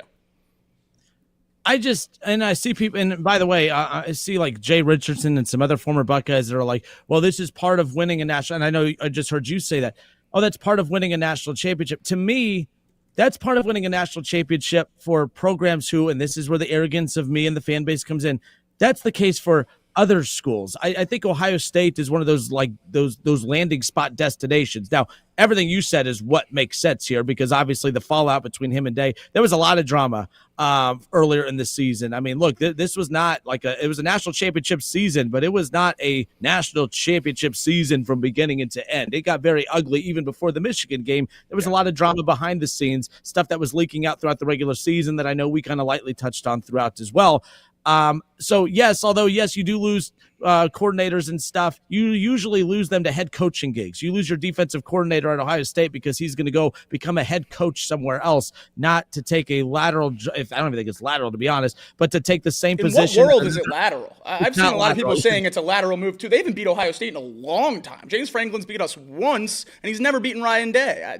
Lateral move, far from it. Now, the 3.1, that's great. If you're leaving because of money, more power to you. Don't, whatever. And then I see people say, well, Ohio State, they have all the money in the world. Why would you not match that? Because you shouldn't have to. You're Ohio State. If you want to take that 3.1 and maybe not even fulfill your 3-year run at Penn State, if you underachieve, more power to you. I just think Ohio State, it's not like they were desperate to keep Jim Knowles at the end of the day. Penn State was more desperate to get Jim Knowles than Ohio State was to keep Jim Knowles. Now they have to go find a good defensive coordinator. I don't know who that could potentially be, but at the end of the day, I think Ohio State's going to be just fine when it's all said and done. In terms of that conversation about the next defensive coordinator, the last time Ohio State won a national championship, they lost one of their most formative coordinators as well. 2014, they won the first ever 4-team playoff. They lose Tom Herman. He takes a head coaching job elsewhere. They did a lazy in-house promotion, and it cost them a chance at a back-to-back championship. They didn't run Ezekiel Elliott against Michigan State. They lose that game on a last-second field goal. A lazy offensive coordinator promotion because you were complacent as national champions cost you a chance at back-to-back championships. Ohio State cannot do that again. Ohio State has elite talent on the defensive side of the ball, but they're losing a lot of key players. They have to bring in a legitimate DC, someone who's established, someone who knows what they're doing at the top end of college football. There's some great young names in Ohio State staff, and I hope we don't lose them.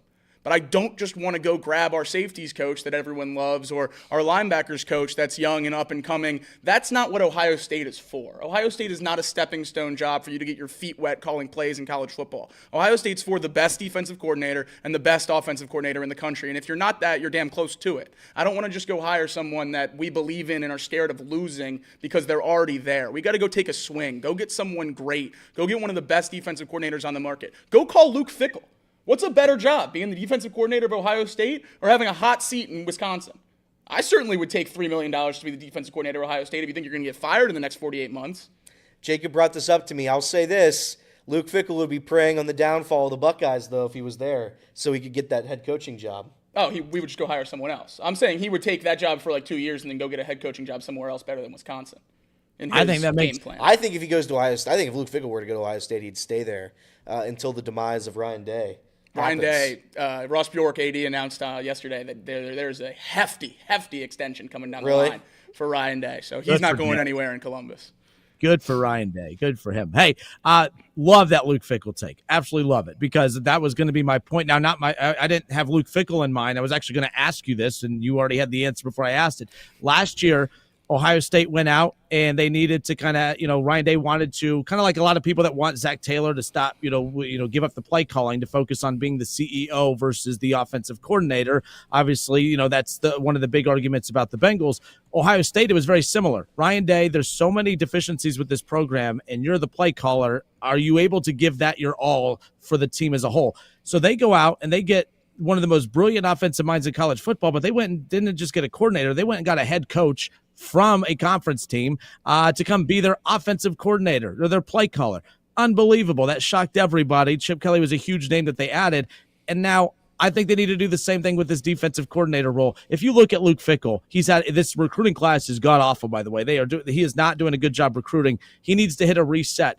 His brand, if that's what you're going to call it, the perception of Luke Fickell will take a massive hit if he fails at Wisconsin. And so far, I think that he is. But if he leaves Wisconsin to go be the defensive coordinator, and by the way, I would do $3.2 million just to look at Jim Knowles and laugh. I would pay Luke Fickell $3.2 million to come be your defensive coordinator. And do the same thing you did last year on the offensive side of the ball. That's a win-win for everybody. You get an established defensive mind in Fickell who's had success there before. Fickell gets to rebuild and reset his name a little bit, and then, of course, come help them repeat potentially as national champions. But I like that name. I like that name a lot. I think it makes sense. Will they do it? Will he do it? I don't know. But I think that would be pretty cool if they pulled the trigger on that. Usually I would characterize this as just a dumb fan take, thinking your brand's much bigger than it is, but we literally saw Ohio State do it last year at a coach that was maybe in a better situation. I mean, I know UCLA isn't the best football team, but living in LA is a little bit better than living in Madison, and I think Chip Kelly had a pretty decent setup going for him out in LA. So the fact that he was willing to come to Columbus, and I know everyone's been focused on the Jim Knowles of it all after the championship, and now obviously him leaving, that's the big talking point. But Chip Kelly has been attached to multiple NFL jobs, most notably the Jacksonville Jaguars. Liam Cohen, in a roundabout way, took their head coaching job, and Chip Kelly's been linked to being their potential offensive coordinator. So Ohio State could be looking for both coordinators this cycle after winning a national championship. And I don't think Ohio State can win the championship if Ryan Day doesn't have that CEO role, getting everyone back on the same page after the Michigan loss, taking control of the locker room, not having to worry about calling plays or players or anything like that, just being a head coach. I think that's what allowed Ohio State to do what they did this year and go on the run they went on. So if they don't get these coordinator hires right, I think a lot of the conversation topics about Day from before this season, whether calling plays was too much on his plate as a head coach, I wonder if some of those might come back. All right, Off the Bench, presented by United Dairy Farmers. Let's close out with some college hoops talk. Again, more Cincinnati Bearcat talk. I know, Elliot, you want to vent a little more, right? Just a little more? A little more. Actually, real quick, last note on Ohio State. You guys going to watch Ryan Day on Jimmy Fallon tonight? Probably not. Why not? Why not? I couldn't tell you the last time I watched like a late night live show. But it's Ryan Day. It is Ryan Day. See it Jimmy Fallon tonight. But yes, college basketball. I'll give my very healthy UC thoughts coming up next. I wonder if that old bag of bones, Lou Holtz, will be even up late enough to watch national championship winning coach Ryan Day on late night television. We'll see. All right, more Off the Bench when we come back.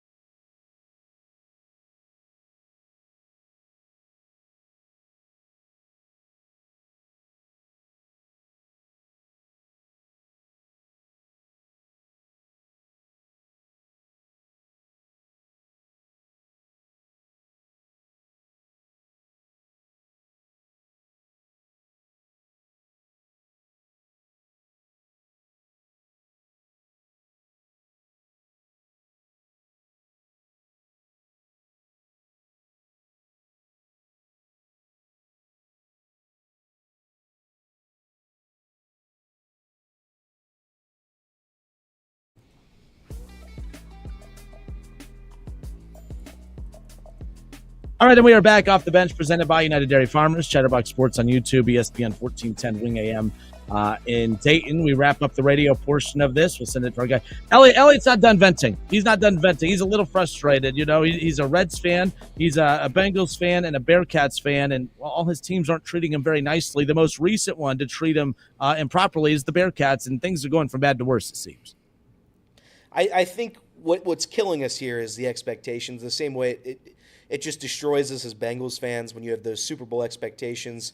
Obviously, it wasn't as high for UC basketball. It hasn't made the tournament in I don't know how many years at this point, 6 years.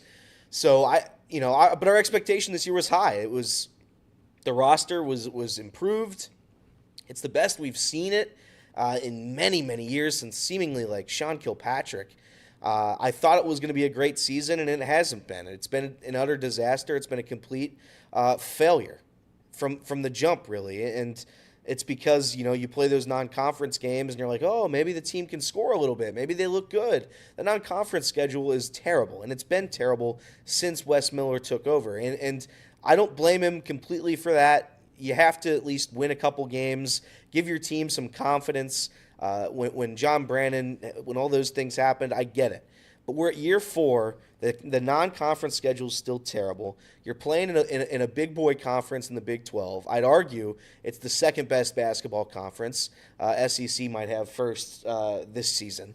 Maybe. But it's frustrating. It's frustrating to watch. It's frustrating to see guys quit. And I've been seeing a lot of takes on that lately. This isn't a well-coached team.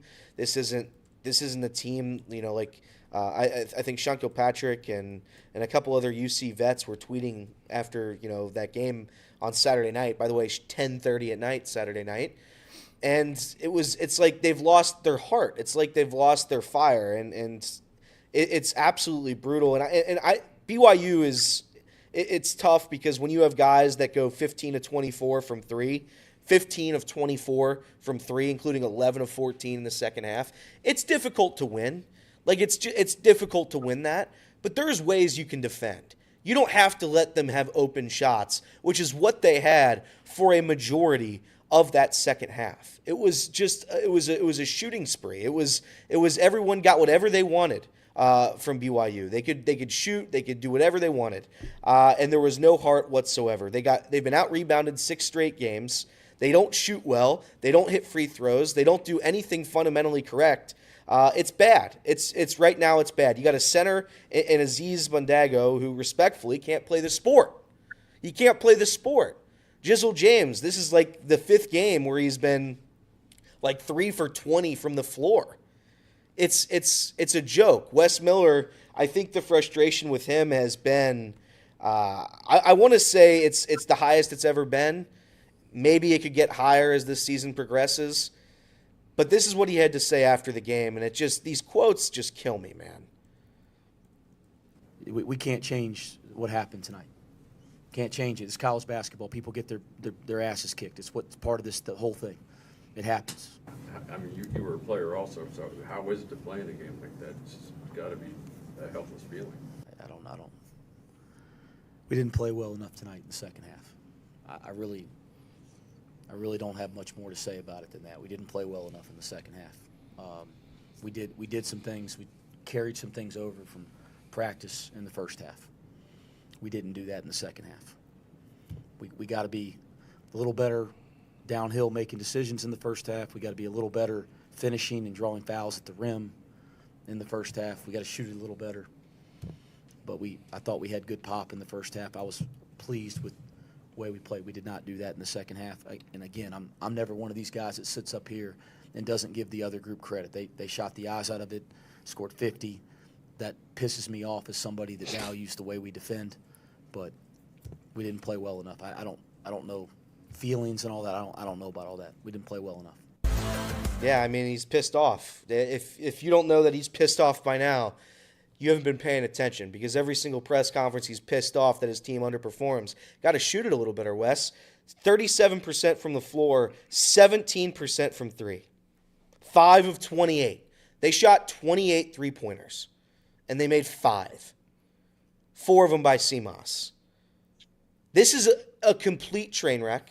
There is no fixing it. The only answer is to get rid of him, which ironically, unfortunately, would probably kill us, because going forward, we still have some good recruits. He's been great at recruiting. He's the Travis Steele of Cincinnati. He's the new Travis Steele. So I'm at a loss of words, just like he was clearly. He's pissed off. God knows he's so pissed off that he can't even make a good offense. They rank 300th in three-point percentage. They rank 340th in free throw percentage. How many teams is this out of? 355 or something, 360. Not a lot. Below 340th in free throw percentage? Really? And we're talking about not doing enough? Yeah, Wes, we're not doing enough. They're not well coached. What they do you quit. think was the things that carried over from practice? Nothing. Well, you said a few things. Well, they don't practice. I don't think they practice. Okay. Because teams that practice make free throws. If like I've never, and again, I'm not an athlete. I'm not a Division I athlete. But there's no world where if I'm shooting 20% at the free throw line, am I not trying to improve that? They stink. This team stinks. They're not going to win down the stretch. They're not going to win 5 in a row. They have a 3% chance to make the tournament. And honestly, I think that's a little too high. I think they should be like 1%. 1%. Because maybe they go on a little Georgetown miracle run in the tournament and maybe win it. But I think it's too many games. They have to win like 6 games to win that. It's over. It's over. Their offense is terrible. They shoot far too many threes for a team that can't make threes. And this is on Wes Miller. So we'll see what happens going forward.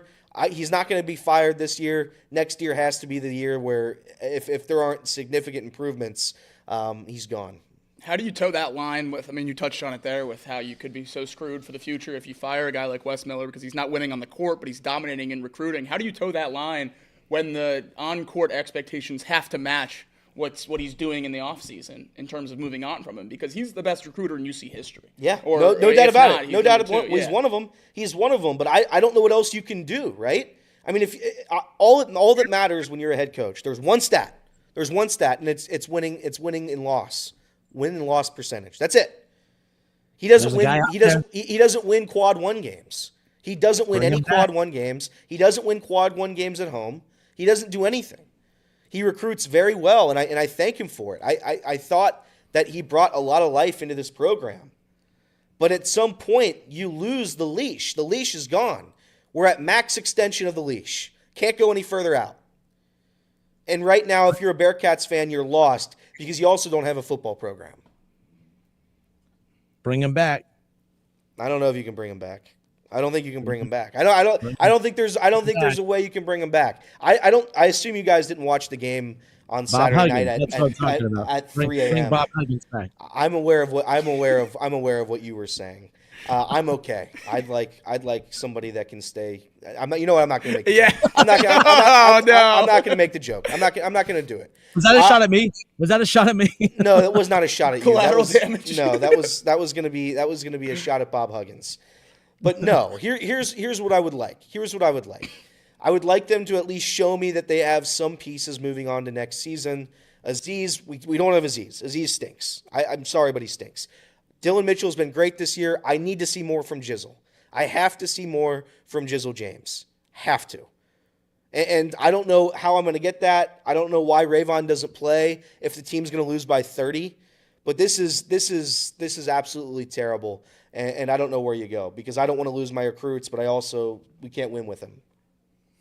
All right, again, this is this on the radio side of things. This has been Off the Bench, presented by United Dairy Farmers, and there'll be plenty more as we dive into more of this stuff throughout the week, of course. Because, like I said, you can't lose West because of the recruiting. But if you were to move on from West, what are some of the names that are realistic that you would love to see there? But that's the most Cincinnati show talking segment ever. I mean, it was David Bell. It's time to bring Will Wade home. Yeah, Will Wade. I will wait for you. Is this a home for Will Wade? Is he from here? No. Oh. But every time we bring in a new coach, I just say bring him home.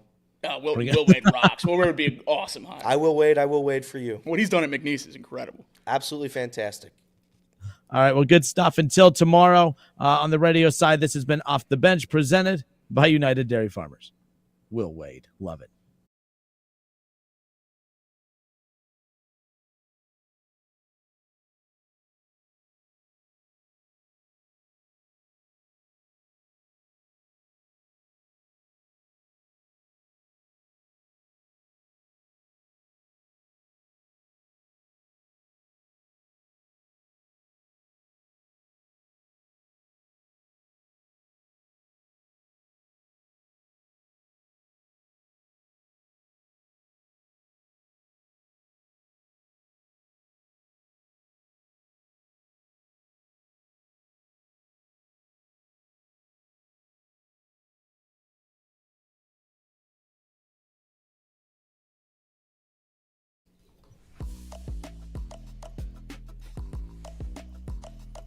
So, Elliot, it's the first time you're back. We haven't even had the chance to talk since the old media day. That's right. With the Cincinnati Reds. There was a lot of questions regarding my question. Were there? I kept getting tweets. Elliot, what was your question to Nick Kroll? What was your question to Nick Kroll? Unfortunately, we were unable to film. We might have been able to film, but it was like we probably shouldn't film. So I asked Nick Kroll a question, which was really for our manager Tito, but he strong-armed him. I asked, and I thought it was because I try to toe the line between serious and funny, and I don't want to ask a hard-hitting journalism question because that's not what that event was about. So I didn't want to insult Nick Kroll to his face. So I asked just behind his back. Yeah, that's how I like to hide.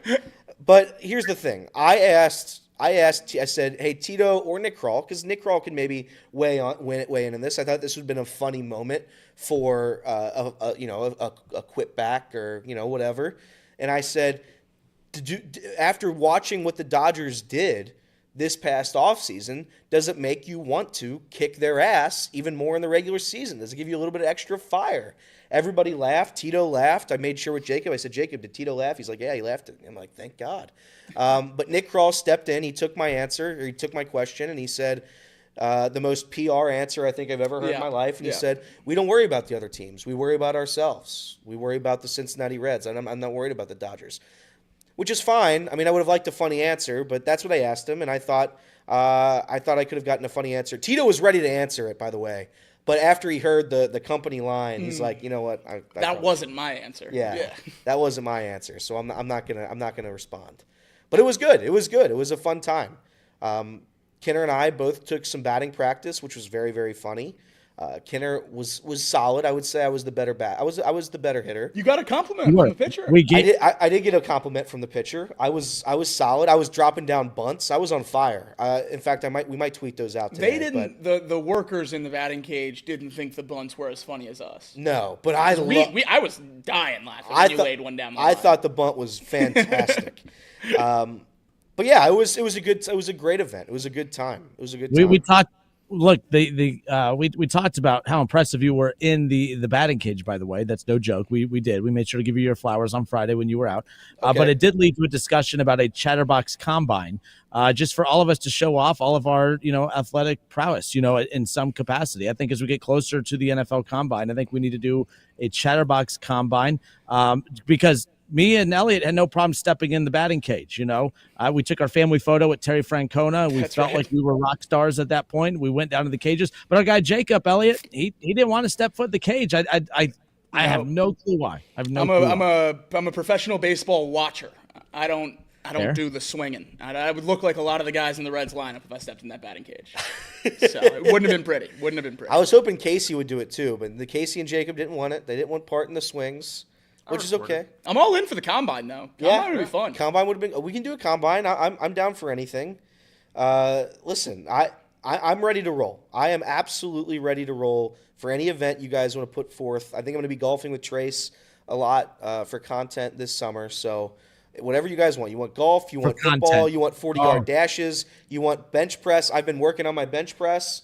Right now I'm still at the bar. Once we start adding weight, boy, you guys are screwed. But yeah, it's golfing for content. I love how you slid that in there. I'll be golfing with Trace a lot this year for content. Hey, Elliot, you guys, you want to go do the show over here? Nope, can't. I'm working. What are you doing? Oh, golfing with Trace. Yeah, golfing for actually, I know you guys are, but that golfing content's the best content. That's part. Listen, that's part of the job. I can't control what I do. But I'm not going to say I don't like it because I do. I love it. But yeah, that's. It was a fun media day. It was a fun media day for sure. It was 100%. And we're getting an outfielder, correct? Isn't that the vibes we're all having? It was funny because Jacob and I were looking at each other and like, what questions should we ask? And my heart was beating. I was scared. I was nervous to ask my question, but the whole time Jacob were like, we each have 15 questions that we're just can't ask. And I was like, we were gonna ask, hey Nick, outfield or no? Because you said we were gonna get an outfielder, and we still haven't gotten one. You said the main thing we needed was an outfielder, and here we sit. Nada. But I should have asked it. Couldn't ask it. Sure.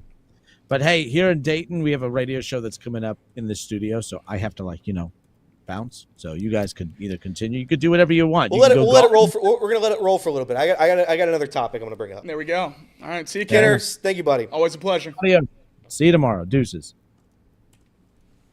Hit me. So Mouse wanted to bring up Xavier, and, Okay. we were talking about this a little bit before the show. I think Xavier is a bona fide tournament team as of this very second. It would take a colossal collapse at this very moment. But if you had to rank Cincinnati and Xavier, just these two programs, with the talent on each roster, you go player by player, and let's take out the coaches.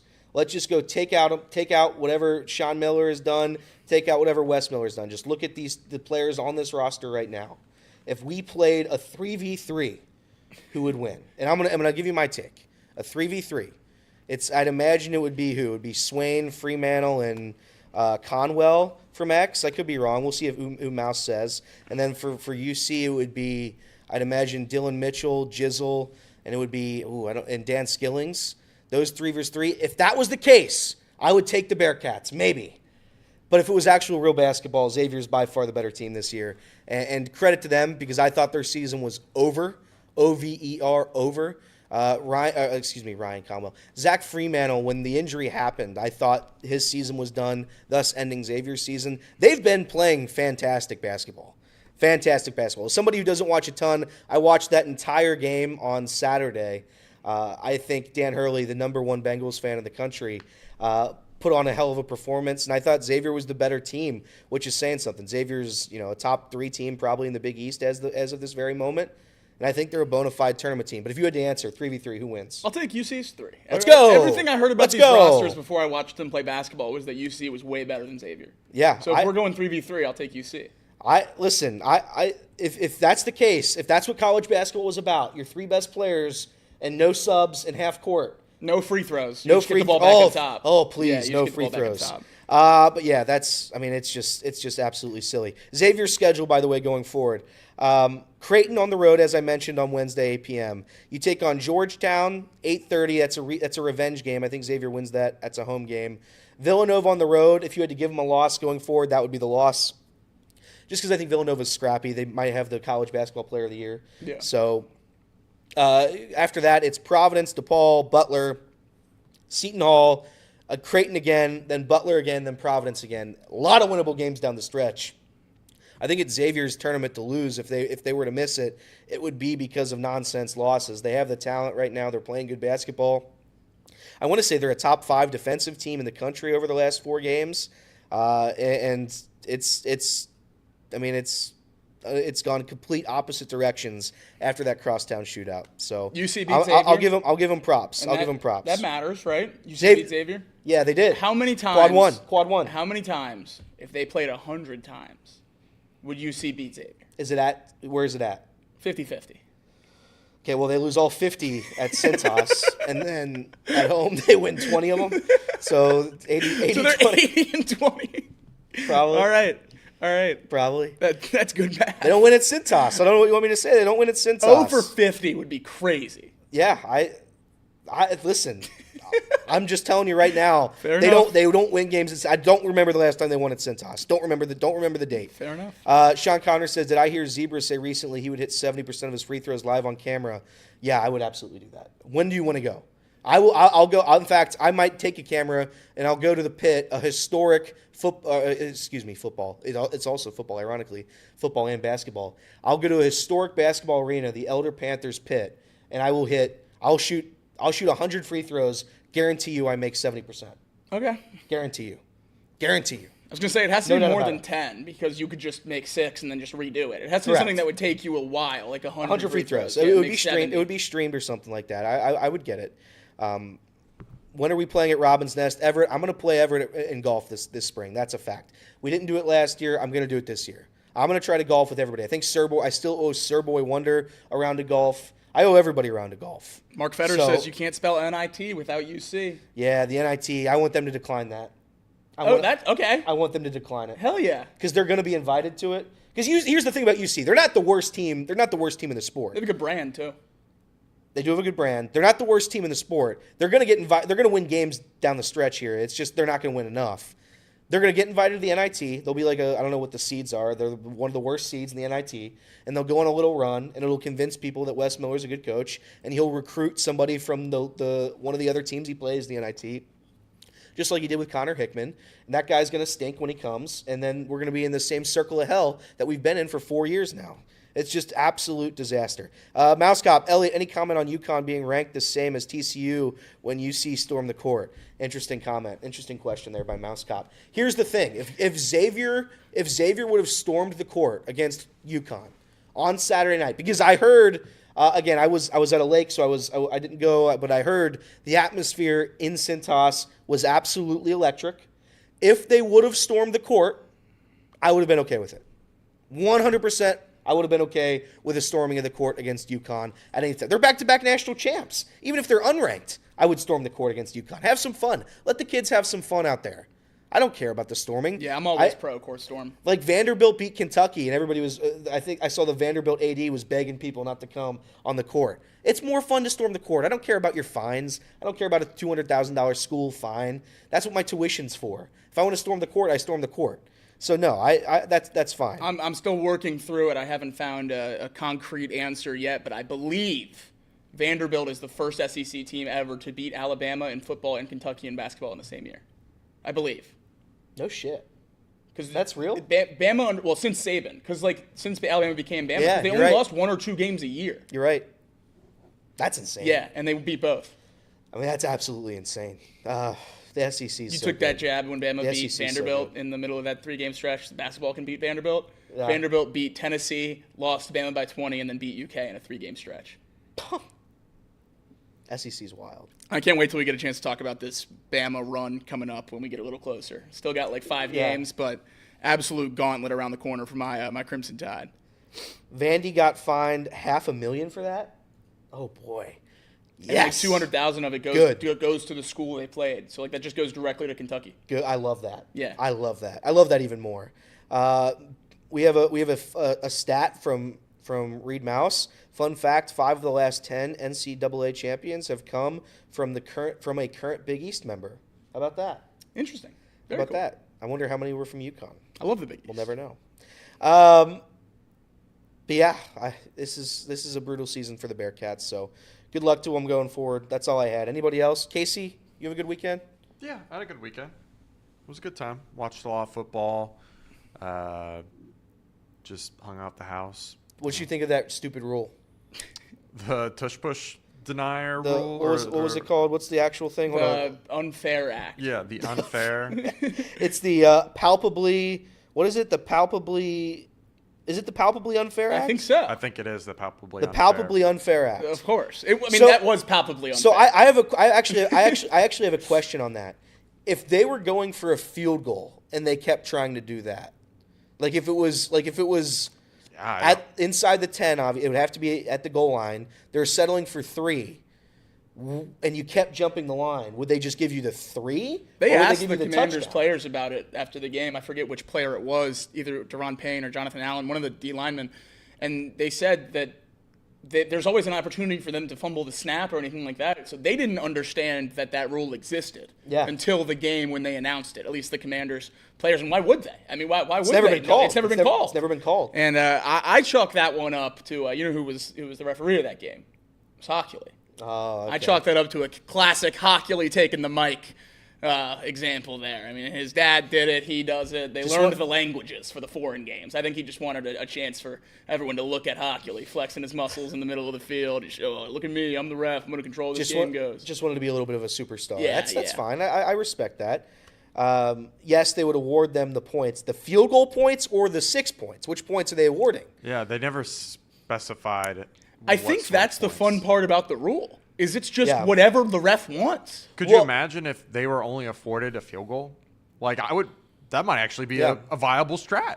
You just keep doing it. What if they just did it once and the ref was like, "Yeah, we're not doing this today. I don't have time for this today. You jumped off sides. It's a touchdown." Well, you know what's funny is I've played Madden against my buddy and I've done that exact thing. Just keep jumping. I just keep jumping off sides until something happens. The game does if you play Madden, the game does end. If you do it 5 times in a row, it will be you forfeit. It just kicks you out. Yeah. Excessive griefing. Yeah. So I knew something was going to happen if he kept kept trying to jump that line, but I didn't know it was an automatic touchdown. That's crazy because that impacts gambling in a way that's never been seen before. Where does that touchdown go? That's what I want to know. I don't think it Where goes does anywhere. It go? I think it's a team touchdown. Team touchdown? I think it's a team 6 points. The same way, like if you get like you know how like a 2-point conversion just doesn't exist. Yeah. Like it would just be like it would be like a 6-point conversion. Interesting. But I don't know. I don't know. We do have some breaking news before we get out of here. Todd Monken finalizing a contract extension to remain the OC in Baltimore. So not going anywhere. They're going to have a little bit of continuity for the first time in a while. They've been shuffling through coordinators like crazy over the last couple of years. So at least a positive there if you're in Lamar's camp for some of the conversations we had earlier. Man, the Bengals have to win next year. Yeah, it's getting to that point, isn't it, where it's a little uncomfortable that we haven't yet. They just have to win. Yeah. They have to go to the playoffs, if nothing else, because I saw Sean's, Josh and Lamar, they make the playoffs every year. It's true. I mean, if they're healthy, they make the playoffs, which is unfortunate for Joe Burrow because this year he was completely healthy. Best season ever. Didn't go our way, but I think they get in the playoffs, like all bets are off, like Joe Burrow.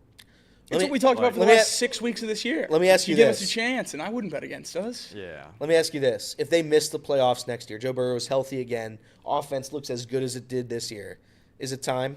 Is it a stinky? You think like he's fired? 10-7, miss the playoffs because everyone else in the AFC is also really good? If it goes the way this season went, yeah, I'd say he's fired. Yeah, but I think there is a world in that example where he's not. You know what I mean? I think 10 wins gets you in no matter what. We've seen it not. Not with this format though, right? Yeah. The Dolphins, 2 years ago, right? There's been examples of it, yeah. In the 7 team? I thought there was a 10-win team in the AFC that didn't make it 2 years ago. I'll have to look at it. I don't know the answer to that, but I thought But that's the only outlier in what you're saying that I would say maybe they talk about not letting him go. I would assume so. But I'm not going to talk about that yet. We're not going to talk about it until they lose game 1 next year, which they will. No. Every year that Al Golden has been on Zach Taylor's staff, they've won week 1. Okay. And they've made a Super Bowl. Okay. All right. That kind of gets me fired up a little bit. Hashtag stats, baby. How long was he on his staff for? See, the key to hashtag stats, Casey, is you don't ask follow-up questions. I just will keep that one in my back pocket. Now, they've won every week 1 game with Al Golden on Zach Taylor's staff. They've lost every week 1 game without Al Golden on Zach Taylor's staff. That's 2 stats. You've been double statted. So I like that. So you're saying that Super Bowl is confirmed? Confirmed. Okay. Yeah, lock it in. Nate says Seahawks had 10 wins this year and didn't make it. Is that right? Oh, yeah, they were 10-7. Okay, so I'm wrong. in the NFC. Okay, so how about that? That's fine. All right, folks. That's it. We'll box some lunches here in a bit. Just give us a second to get it all set up. Yep. God bless.